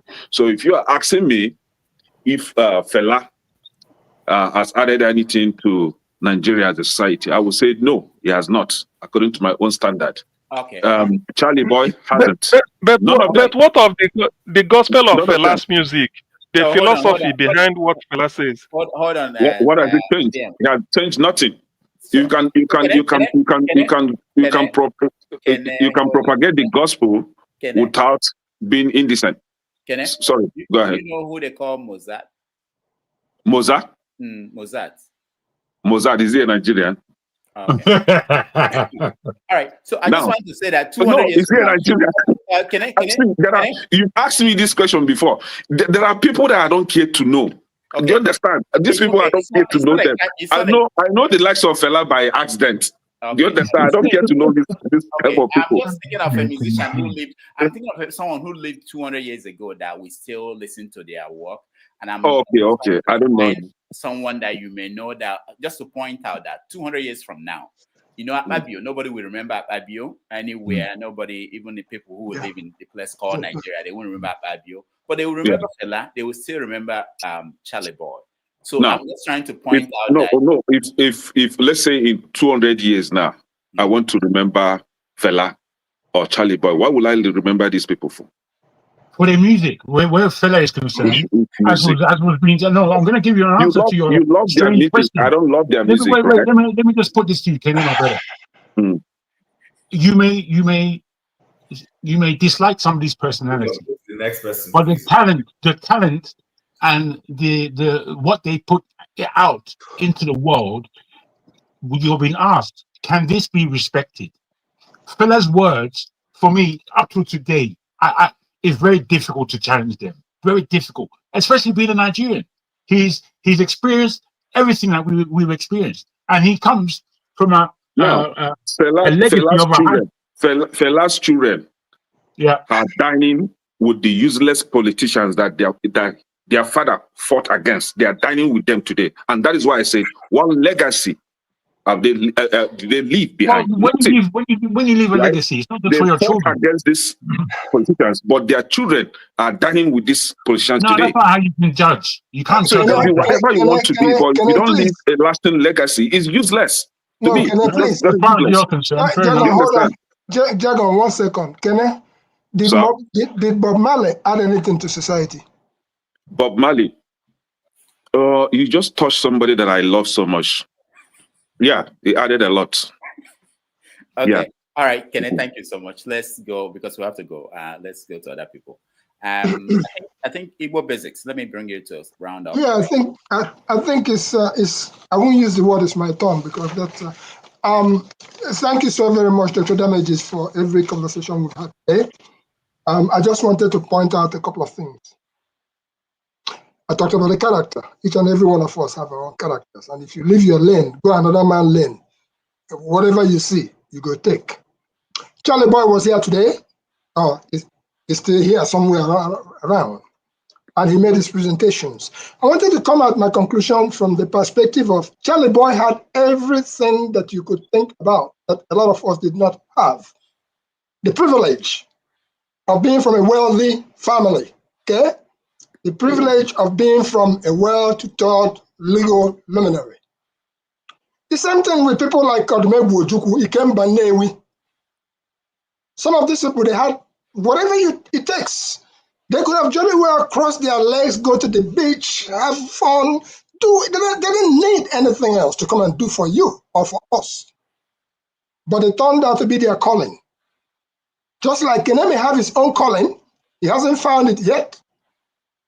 But at some point, who told you? some of us, when we were in high school, we used to go, let me just say me, not some of us. I used to go to the Aba River to go and look for the mame water that they talked about. Did you find it? And I go there at midnight hour, looking for the mame water. I never saw the mame water. I beg, if you've seen the mame water, let me know. So what am I driving at is this. When I call Charly Boy, Isiokpupu, Isikodo, he understands. It's not an insult. It simply means a head you cannot break. It's a head you cannot break. There is so much packed inside it. So for us who come out here, and also my brother Revolution, we don't know everything. An informed world does not claim the head of or the first son. So when we come here, let us listen. We had a guest come here the other week, and at some point he made a statement, I'm not here to convince anybody. And whenever somebody comes out in life with their experience, and Charly Boy told you how he was beaten to stupor in the United States of AIDS, and that changed his life and he made his move. Come on now, everybody, including the nude person, the mad person, everybody you may think about, have a calling, and you have your own personal chi. So what I'm appealing to everybody who listens to us, you can call us anything you want, but do realize that leave an open mind to learn from whatever you hear today. Because if you think you know it all, at 70 plus, when you get to the 70th floor, you will realize now, it's not easy.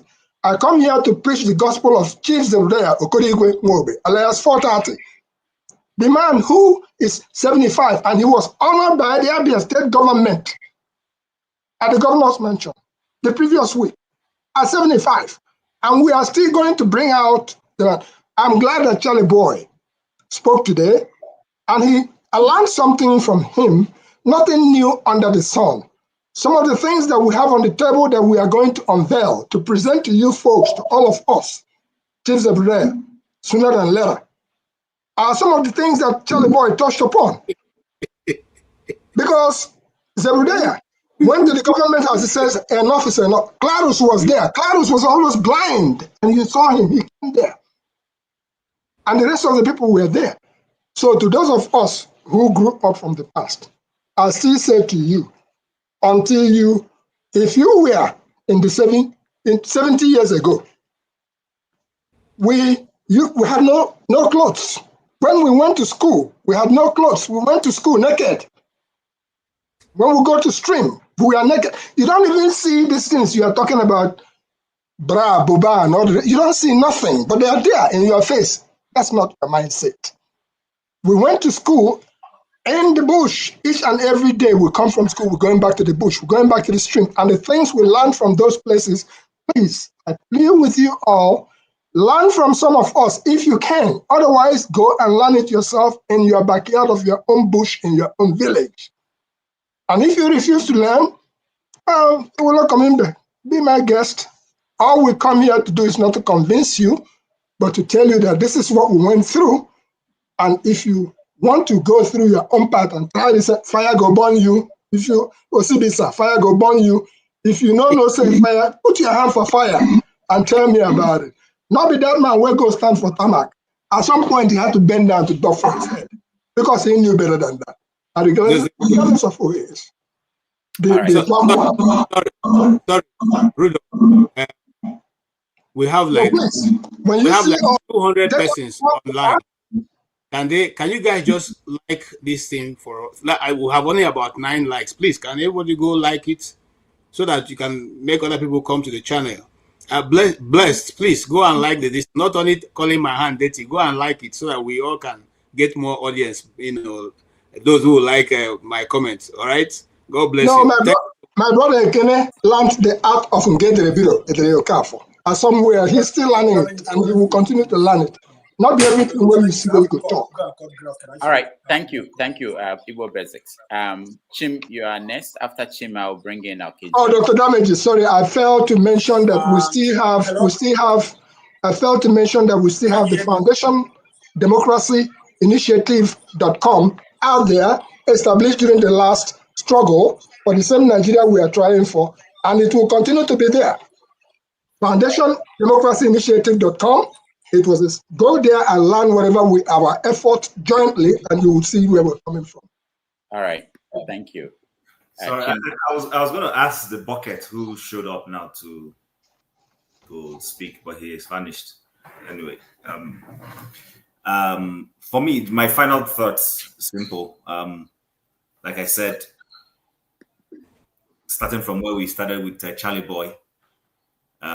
He's entitled to. I'm not a fan of Charly Boy, but I don't diss whatever work or contribution he has made to society. He has his own pattern and ways of trying to make that contribution. So I recognize that. Yeah. He has fought for the so-called average man. I remember when was it bike boys were being disturbed. I know how Charly Boy stood up for them and all that. It doesn't mean that everything he does will necessarily be acceptable by all. I think the problem we have is that there's this tendency for us human beings seeking to be liked. I'm not asking anybody to like me. I don't like me. In fact, the more I get people who try to like me, the more I'm careful as a person. Because is it psychophancy that you're chasing, or are you genuinely liking me? So we can't all like any public official. It's just a fact. But it doesn't diminish from the contribution he's making to society. There are people who appreciate his contribution. I do. I might not have the gumption to go on the streets like him. He has that, so I won't take that away from him.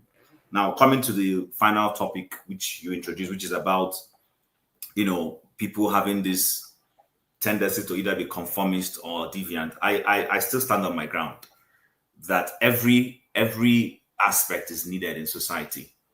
There are deviants. It is a deviation that we have had that has led to even reforms in religion. There were certain things that were not acceptable before. Today we have even in Islam. In the US, somebody was saying, you don't see anybody blaring call to prayer in the US. Correct me, I don't live in the US. Or even where I live, I haven't heard a call to prayer. But every society needs a degree of deviation and conformity. There are times when we probably need more deviants to be able to force change in a society. We've had that in some. Unfortunately, Nigerian society seems to be the archetype anomaly when it comes to stuff like that. Dr. Damages, this is the second time we've heard from Chim on the same subject, so I'm not sure that you are aware. And Chim is aware, but he doesn't mind. Jago, we're rounding up. They're asking people to give their final thoughts. I see, my brother. I do apologize. Okay. So without necessarily dominating the floor so that everybody else can talk, I think that we need every whether you call it conformity or that, we need everyone in society. And we should be okay with everyone. And anybody who finds himself in anyone should be comfortable in their skin. I don't make decisions for anyone. Do what you want to do. My point has always been live and let live. Don't try to force your way on me. That's where I always have a problem. I constantly say that when I come to this forum. Where I have a problem is all those people who want to take their deviant tendency and force society. Vice versa, those who are conformist and you want to force everything. Let things just flow naturally. If you want to obey the society 100%, please go ahead and do that. If you believe you need to push back once in a while to society, please go ahead and do that. I have no problem with that. I know where I stand on things. When I need to be deviant, I will be deviant. When I think conformity is the best thing to do, I will comply with that. Can I ask you a question, Chim? Every level. I want to know if the term deviant is accurate to what we're speaking about. We're speaking from the point of view as from a child growing up into a man or woman in Nigeria. Is it fair that we oppress them to the point of not being able to choose? not being able to become a man or woman at the specified time. We are calling 50-year-olds youths. For me, that is incredulous. A 50-year-old is not a youth. But in Nigeria, that's how they will call him. I want small boy. Yeah, small boy. Are you going to be a small boy all your life? Is it deviant, is it deviant not to become a man? Because that's what it seems like in that crazy place called Nigeria. So, Jago, to reply, sorry, Rudolph, if you permit me. I understand what you're saying. I think the point is not everybody has that courage or gumption, like you rightly said. The Isiapu that Igbo Basic has been used, I've been called Isiapu several times because there's certain things I will resist. Do you understand? My parents beat me to stupor over certain things. It's not easy. So you're not the only one who has that history. There are lots of us who've had that history. I resisted a lot of things. But you know what? When you start getting older, even that so-called deviant or person who pushes back, there's defiant. A calm that comes into you, and you begin to look at things differently. I appreciate the beating my parents gave me. If they hadn't done it, I don't know the kind of things I would have done today. So to that degree, yes. But there were things they were trying to force me into, and I resisted them till today. They know I won't do those things. So I have no apologies about that. For me, it's just striking that balance of knowing when to do what. If I need to go on the streets and do a luta for a good cause, I will do that. But if I think, this cause you're trying to chase, and I look at the end goal and I say, no, I don't agree with it, I'll pull back. I won't join you. So that's the point I'm trying to make. All right. Thank you, Chim. Thank you, Chim. CM Yones.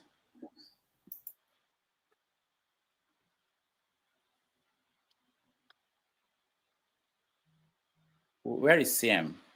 He's there with you, but he's mute. All right, let's go to Ovie then. Ovie. Ovie, can you hear me? Yes. Can I be heard now? Go ahead. You can hear me now. Okay. So what where are we? We're rounding up. I think you are the second to the last person before we go. So we're talking about the conformity, or yeah, but there should be another stream if KJ is up to it. KJ has a stream that is running late by 52 minutes. So conformity and freedom, are they the same? I've been opposite each other. Those one way goes way no. Do you think you conform to anything or you didn't conform to anything? I think as a human being today, we pretty much fight conformity all our life. And for the sake of conversation, I'll group it into two, as a child and as an adult. A young lady here once said something. That's Bumi.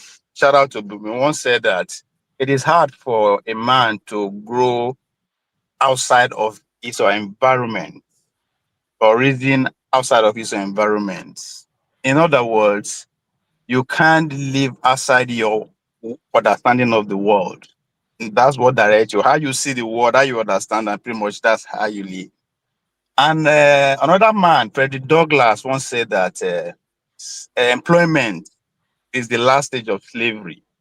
Now, why do I go that route? As a child, we fight conformity. I derive from either your parents trying to raise you some certain way, your guardians, your village people, your local government, your country want you to be raised some certain way. So you constantly fight that, and 99% of the time you lose that fight to either your parents, your immediate environment, and your country. So you pretty much conform. You say, okay, well, maybe now only 18 years, I guess, or 20 years, or whatever it is, then I'll get to live, not outside the conformity they want me to. Now, as an adult, go come punish you where we're going to bring you come America. The system, bill, will force you to conform because bills, which is what Douglas talked about, that employment is the last stage of slavery. It's the last form of slavery, because who pays you, who employs you, literally dictates how you live your life. What you wear, where you eat, where you go, the kind of family you are going to raise, it based on who pays you. So when you're talking about conform, so I would question that, what is that, or what is freedom? That's why I asked, are they opposite each other or are the same? So it's based on your understanding of how it is. I wake up in Austin this morning, had lunch in San Antonio. I'm going to have dinner in Houston. Is that freedom? Am I fighting conformity? So it's a very important conversation we should be having, because our people say there are many roads to market, right? There are so many roads to this conversation. So it depends on how you actually view the world or see the world that you determine if you're not conforming one way or the other. What you're saying is a very good continuation. That's exactly what it is. It's exactly what it is. There's no derivation. You're speaking accurately. We who are brought up by our parents are brought up to serve the master, and those of us who are defiant, as is put, are those who have a realization of the world that they are in. Me, I haven't worked for anybody for 25 years, and I've been surviving very well. You understand? Right. So just following. Sorry. Yes. Let me finish. Yeah, I got you. On Charly Boy, I don't understand how people who are criticizing deviant, as you put it. I don't think, from my understanding, nobody has a blueprint on how to live life. Nobody has the way to live life. Say, okay, this is the best way to live life. Nobody has that.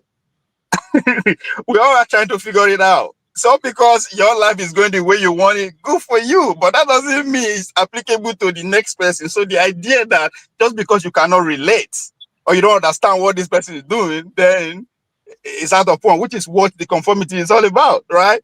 And that's, if you go back down to Adam Smith, right, in The Wealth of Nation, when he categorized those who control factors of production are pretty much are masters of mankind. So if you look at it from that angle, all of us are pretty much already conformed to see world or see how life is from one particular way. And if you decide to act outside that norm, then you are a deviant, right? That's it. And the Igbo word with that, you are stupid just because you don't want to be like everybody. And if you not look at it from the spiritual realm, God did not made us the same. Everybody is different. So how are we expect to behave the same? And just because you refuse to behave like the way thousands are behaving, you now say, oh, that person is deviant. I seriously don't get it. I think Charly Boy would have been the best person to actually ask that question, because he's 75 years old. He's at the tail end of his life. So he can look back and say, you know what? I think I killed it. And I think he responded that way when Dr. Damage was trying to ask him, what will he be remembered? Say, no, I don't really care in that kind of way. But again, Dr. Damage, in response to the last speaker, Abina Kene, you say 200 years from now, there are some people who are going to be talked about, which again go to the spiritual, what Bible said, many are called, few are choosing. Again, goes back to what way they asked Obasanjo, what would you like to be remembered? Simply put it, that I was here. How do you beat that? 200 years from now, all of us will run our mouths. Nobody will remember us, but they will remember those people who choose to be deviant, as we call them. So, as far as I'm concerned, when they say many are called, few are choosing, I think those are the calling ones. When people are saying calling your name or remember your name 200 years from now, I think you won. Regardless of how that happened, I think to me that's what heaven is all about, right? It now depends on how they talk about you, but you are living a heavenly life if they are still talking about you 200 years after you are gone. So I mean, again, I would say you live life the way you understand it, the way you see it, which you go back to what Bumi said, you can't live beyond outside your understanding. That doesn't mean you are living the best life and that other person is living a poor life. Everybody, even the Christian will say, God judge everybody individually. So the idea that because you don't understand that person is deviant, is this, is that, is just, it is a lot about how we do understand what life is about. I'm not saying I'm a master of what life is about, but we're in shit, as we say in the hood. All right, thank you. Okay. Yesterday, all through Friday and Saturday, I spent it with Mazi Ezoke. He stopped by in New York. Hopefully, we will have some videos out of some of the things we did while he was here. I just wanted to mention it, and that was the reason why I wasn't here yesterday. Yeah, Dr. Damages, you didn't do us a favor by not giving us a link because I wanted to come. We didn't stream it. We didn't. Yeah, but still, that deprived us who couldn't make it. Actually, I prepared to show up. But when I couldn't, as a result of certain circumstances, I started clicking on the same thing you sent us. So for future references, I can understand we wanted live appearance. But at the end of just as the show has already started, it is incumbent upon us to not deprive our worldwide audience whom we have shown that this man, the man, when I went to Amici, the man actually went out of his way to come and see me. And for that reason, I already made up my mind that I was going to come. But when I prepared and did everything else and I had a stumbling block, I tried to click, and I said, oh, you deprived us of what all of us would have seen at the Igbo house. Please, thank you. Consider that. Thank you. I'm just curious. Have you ever stood next to anybody that is taller than you? Because I have a feeling you put a picture to show that you are taller than him. Everybody I see you around, you are taller than everybody. No, it doesn't mean. Motumbo. Is it Motumbo? Motumbo. Yeah, the guy, the basketball guy. I was looking at him like Dr. Dameji. Dr. Dameji, one of my class in college, they say in the same societies, people like you, they will be looking for to be a leader. That one of the criteria of being a leader is to be above 6 foot tall. And if you look at all American president lately, maybe for the last, 30, 40 years, they are above 6 foot, even the fat man in office today. Oh, Trump so I don't know that they look at our one president, it's below 5 foot. But Buhari is above. Buhari is taller than 6 feet. So Buhari fits into their description, but Tinubu no fit in. So I try to question that convention anyway. But if you look around the world, I think that convention kind of right to be above 60. I try you to an office because they say if you stand among your followers, among other people, you stand tall. It's kind of it tends to be for democracy. or an advantage. I think it tends to be for democracy. But for dictatorship, you can see some of the shortest people. As a matter of fact, they have complex issues. So really, that's why I say in the same society. All right. I think CM, I had you now, so your connection is good. I agree with you, forefathers. CM, can you hear me? Yeah. Okay. Yes, I you can. hear me? Yes. Okay. All right. So round up. It's only you, CM, and forefathers, and we go. And me, I haven't rounded up all. Oh, okay. And KJ, we now start a new stream. Okay, CM. Okay, well, the thing about I don't really believe deviant. You have to. The world cannot. All of us cannot be sleeping and facing the same direction. People come to the world with different talent. You may not see it, but they are making a contribution. To be specific, Charly Boy made a contribution to the society. Yes, he empowered the people around his community that made them to name a bus stop after him, which is unofficial because it wasn't done by the council, although it is now raising dust. Fela on his own with his brand of music, it was quite prophetic. He made his own contribution to the society because what he preached, he wanted a very sane, non-oppressive society, and then that is it. Only that he uses his own to yab, or what they say, yab the government. But his lifestyle, people may go to his lifestyle. What of people that are not playing music that are still living Fela's lifestyle? We have leaders that have abused. What of Tinubu who used drug or who traded in cocaine? Is he not a leader? So you see, I don't believe anybody have. We are all deviants in one way or the other. I don't judge people because I believe we have different talent, and you have to show your talent. Insofar as you are not a thief or you don't come to practice some robbery, or maybe to do this thing, but just bring on your own. What sometimes it's not really your body language, but what comes out of your mind, the way you see the society, what you contribute, either to criticize what is not good or to preach what should be good. That is already a contribution. Everybody cannot. We can't all be accomplished professionals. Maybe Charly Boy, the father is they call him the Socrates of the Supreme Court because of his contribution to legal profession and the law. Therefore, Charly Boy must follow suit. I don't see it that way because he was created at least a little bit differently. All the family tradition they want him to uphold is different. What of Fela? His two brothers are I think one is a professor in medicine, the other one a doctor too, accomplished, and the other people. Yet he chose music where he want to make his name. Already that is his talent, and he did it and did it very well. What a fact I read one time in the 1970s during Gowon's era, say Gowon visited the Caribbean. And then in Jamaica, where he was touring Trinidad and Tobago and Caribbean, what they said was somebody from Fela's country. That is where some people were saying, oh, Gowon came from Fela's country. Yes, because they know what reggae music is, and then they try to marry it with what Fela's brand of Afrobeat. So it became popular. And the Caribbeans say, oh, he came from Fela's country. So that is already a contribution, but the way people promote everything, I don't really think. And there's no straight way to it. You can't get a Bassi, they say, must live on Calabar Street. So we can't always be the same. So to me, deviant, we are deviant in one way or the other. Just let your talent show. People will not know what your talent are. Because Fela must have inspired some people in music. Charly Boy must have also inspired some people in terms of protest.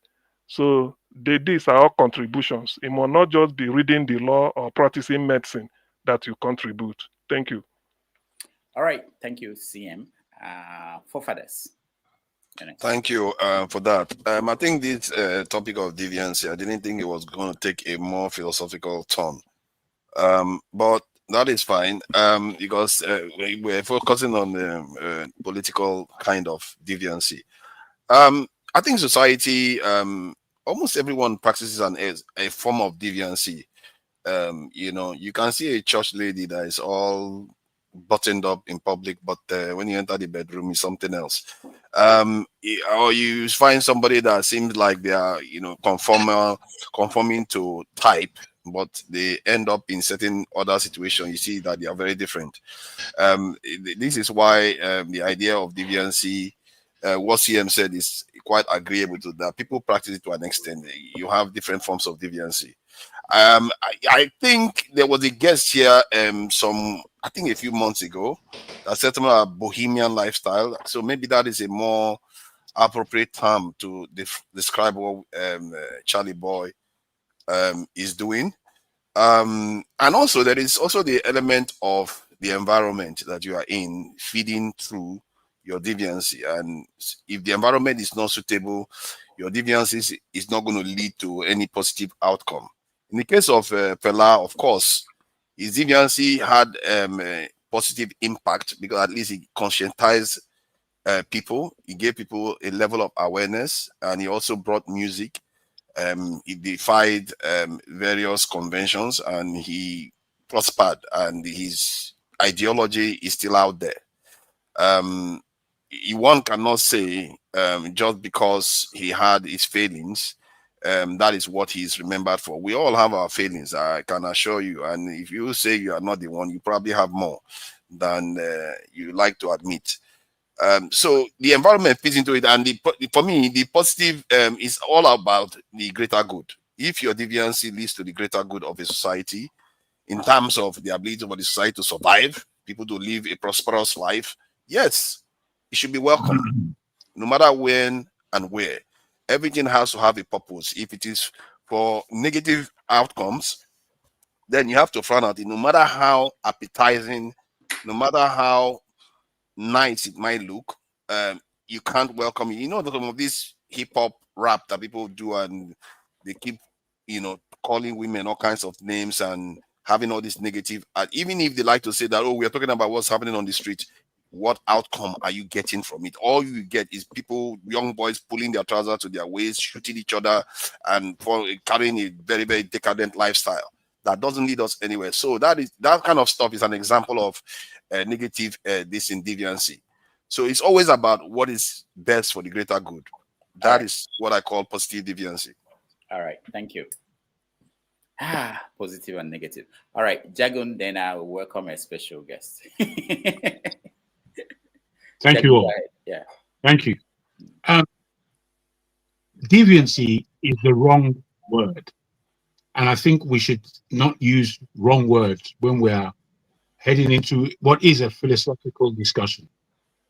It is not deviant to be defiant.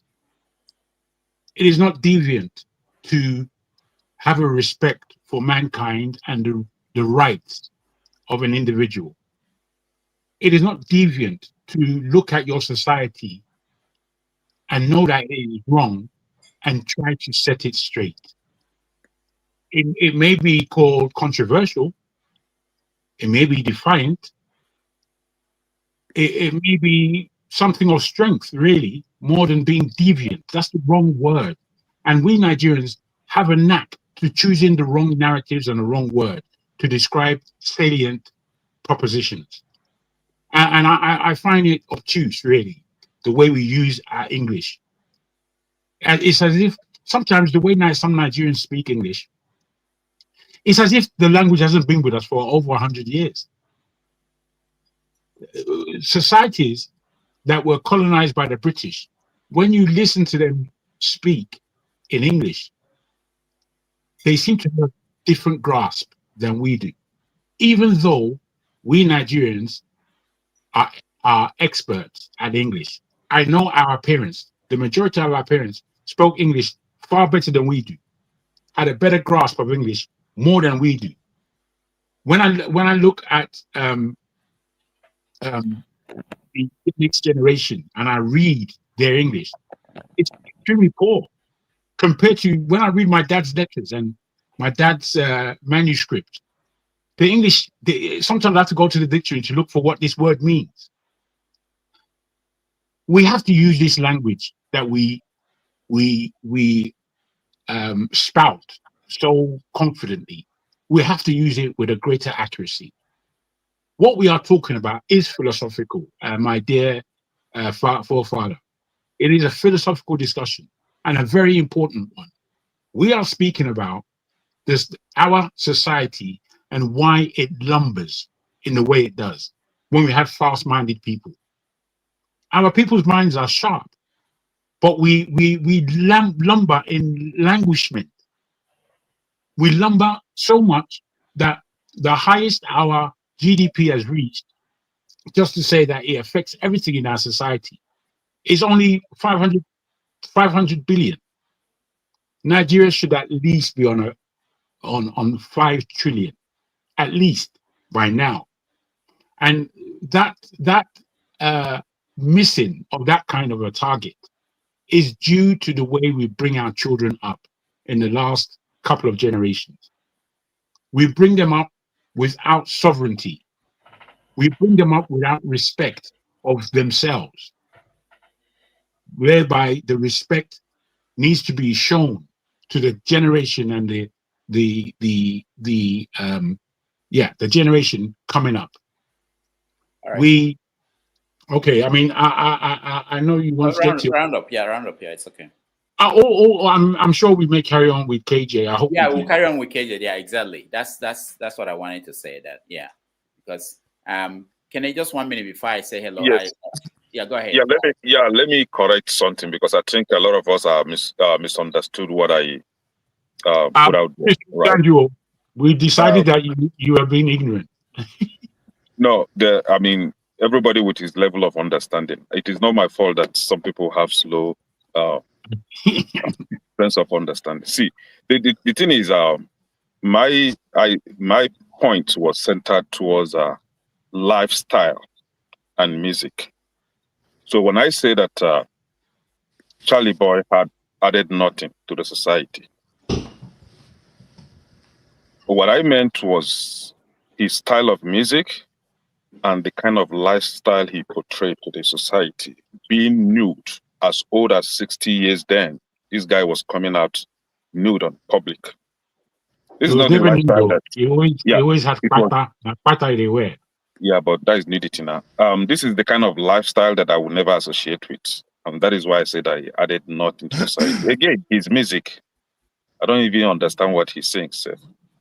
Then on the other hand, Fela, I know a lot of you guys idolize Fela. Me, for one, I don't. Sorry, what does being nude in public? What is the problem of being nude in public? Okay, Fafada, stand up and take off your clothes. Let's watch. All right, we have to go. We have to go. I got your point. We got your Rudolph, point. Rudolph, sorry. There's something Jagun said, please, that I want to correct quickly. Just quickly. The word deviation is not a negative word. I didn't say it was negative. Different. It's just inaccurate. It's inaccurate. It's not a negative word. All right, guys. My brother, I didn't say it was negative. I said it was inaccurate. All right. Please get it right. Thank you. Let me just welcome Ginger Media. Ginger Media, thank you so much for joining us. I didn't know you were coming. I'm glad. I just stumbled upon the stream, so. Okay. Nice. Thank you. So, we had Charly Boy here. He was here for an hour and we spoke to him about a few things. And I mentioned that I was hanging out with you yesterday and the day before. So did I lie? No, we had a hangout in New York, and I went to some what's it called? I don't know, underground places that you took me in those areas, you know. But quite I wouldn't say disappointing that none of your people here came, even Ovie that in my very own before, according to Chief Zebuda Okorigomobo, was called multiple times. Ovie hid, you know, he didn't want to come out. I don't know. Maybe he thought I came with scissors because of it. So. But nonetheless, I'm here. Good to be, in America once more, and good to see all of you. But I would have loved to see a couple of us live anyway. But I'm still here in Maryland, though. If anybody wants. Yeah, you're in Maryland, and KJ is in Maryland, so you guys can hang out. Okay. Yeah, KJ can connect. So KJ, you can holler me. I'm in Maryland. Saturday I will be in New Jersey. So whoever is anywhere, let's. What part of Maryland are you in, sir? What do they call them? Gleneden. I'll be waiting. I'll be Glendon. Glendon, yeah. Okay. I'll be Glenaden. I'll be waiting. Glenaden. No. Okay. Before me, I call and Garden of Eden. But it's good to see you there. Yeah, good to see you, brothers. So Igbo Basic said that he wanted to come to New York for that event on Friday, but he couldn't. And he was thinking that we'll stream it, but we didn't stream it. So yeah, I know that he's in New Jersey, so maybe he can connect with you. But Igbo Basis is in New Jersey? Yeah, he's in New Jersey. Yeah. Okay, I might take it offline then and see him. Yeah. So, but anyway, we had a good event, and hopefully we'll be able to get some clips out of it and share with people. Sure. Yeah. All right. So Njenje, by your own judgment, is America better than UK? Oh God.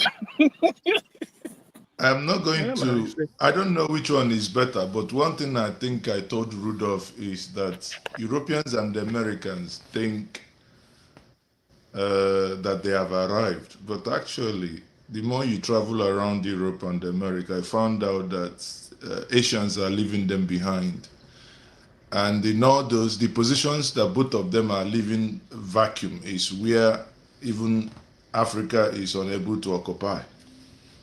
You know, so if you think of, you know, the rapid way China, Taiwan, Singapore is, you know, is developing, you know that even your UK and your America is also already far behind. But I don't want to start a war. Donald Trump might be listening before they revoke my visa. So I pardon me, I cannot give you that verdict while I'm still on this soil. Wait until I get to Nigeria, I can tell you my mind. I don't want them to arrest me at the airport. So if you think our place is not good, why did you come? So That's good. And also when you get back, we will talk about, maybe we'll bring you as a guest and talk about what you actually think about America and the Nigerians that you are meeting. You know, there were many instances here in New York when you met some Nigerians, and I want to get your honest view, but not why you are here, because we can still hold you, we can still stop you from leaving. Well, but you know, there are things I might also say, even while I'm outside here. Even while I'm outside America, there are things I might still say. Then the little 3 months visa left will be denied for renewal. That's good. But I get it. Definitely we would. I think once I'm back and settled, I think I will be glad to can be a guest. It's fine. Let's have that conversation. Yeah, I think so too, because it's always good to see different perspectives and listening to our people. For me too, during that Friday's event, I have not been around our people in that situation environment and listen to them, and you can see where people are. We think information flows, and people think that the information is, everybody's getting the same thing, but it's not true. No. People are getting different things. People are behind. Some people don't know who Charly Boy is. I'm surprised. I thought that we all know Charly Boy, but there are people who do not know who Charly Boy is. And so, but it's legitimate. And so sometimes we talk as if we all at the same level of awareness of things going on. But, No, true. And especially many of us who I may classify as news junkies. I believe all of us here are news junkies. Who need any form of news to get into their vein on a daily, hourly, minute basis. If not, you think you're missing something. And suddenly you sit in the midst of people telling you, one of the persons there almost said something like, as if a governor that had governed and left 8 years ago was still the governor of a state. And I felt like, Rudolph, at some point when I was looking at you, I was like, if I ask this man now, respectfully, okay, when was last time he visited Nigeria, whether he would think I was being rude, but because there are certain things to hear. But again, processing that information, you also understand that there are individuals who obviously, I don't know, by whatever reason, do not move a lot and are kind of stuck with any form of information, most times false, that is being fed in them, and that informs how they make their decisions. And I know, honestly, my takeaway will be that it's something that, in my view, in most Igbo organizations, or rather in most organizations, that people once in a while should have certain injection where certain conversations, at least beyond pepper souping, in the words of Patrick Obiagbon and Big Stouting, and some level of intellectual discourse should sometimes come in and also understand what is happening, and people can share their views. Guys, honestly, sorry to barge into your show, but I appreciate the time, Rudolph.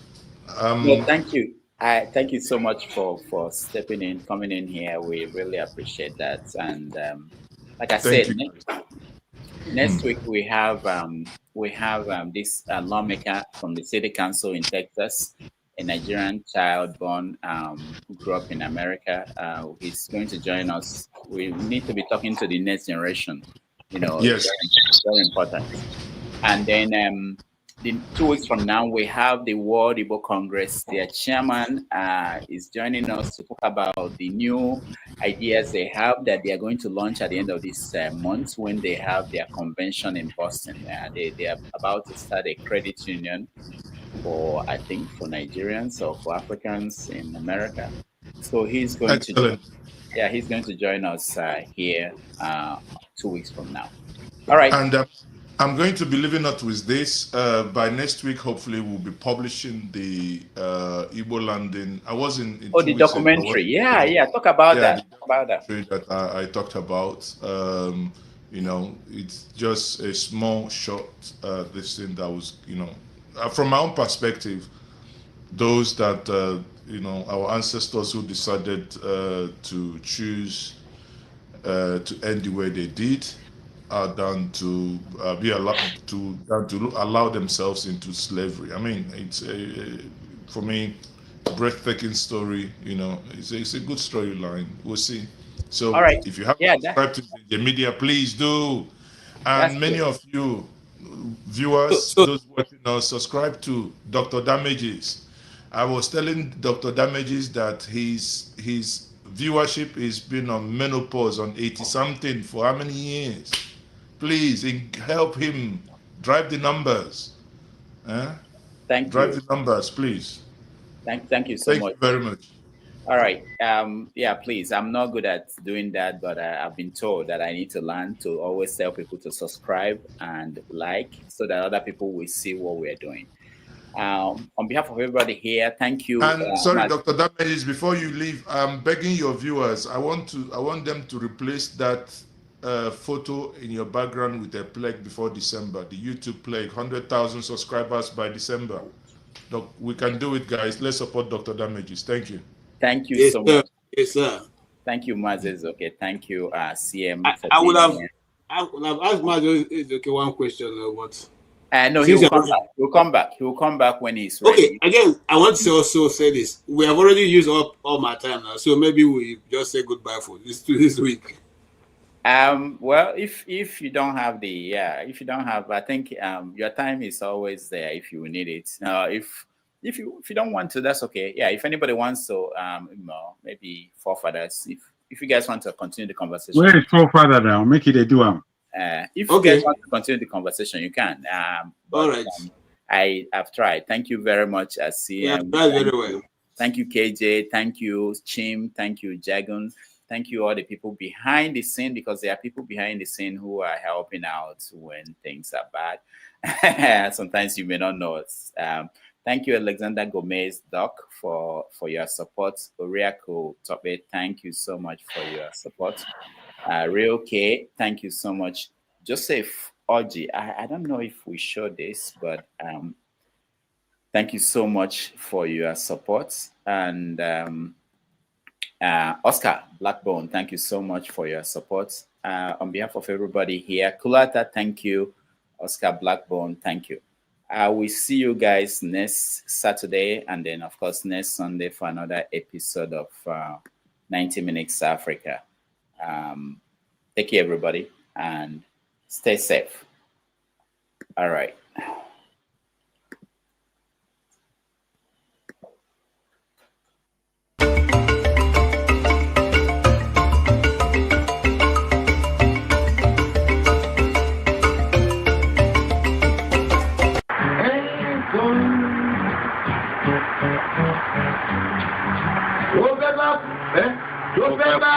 Tó fẹ́ kú torí ẹ̀ o.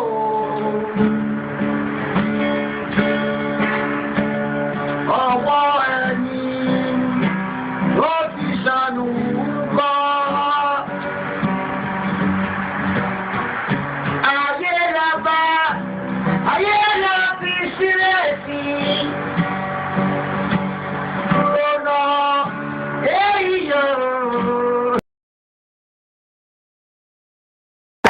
Thank you so much for watching. Thank you. Have you subscribed? Yes, you. Have you subscribed? You. Yeah, before you go, click. It's free. Click. Just that's it. Have you subscribed? You are laughing. Have you subscribed? Have you subscribed? Thank you. Thank you. Thank you. Hey, madam. Thank you so much. I can see you. I can see you. We have to get to 100,000 subscribers. This by the end of the year. How are we going to do that if you don't subscribe? Yes, you. Yes, you're about to click off. Why? Have you subscribed? It's free. If you don't, ask your son, ask your daughter how to. Just one click. Thank you. Thank you. I see you. Aha. Thank you very much. Thank you very much. I'll see you tomorrow.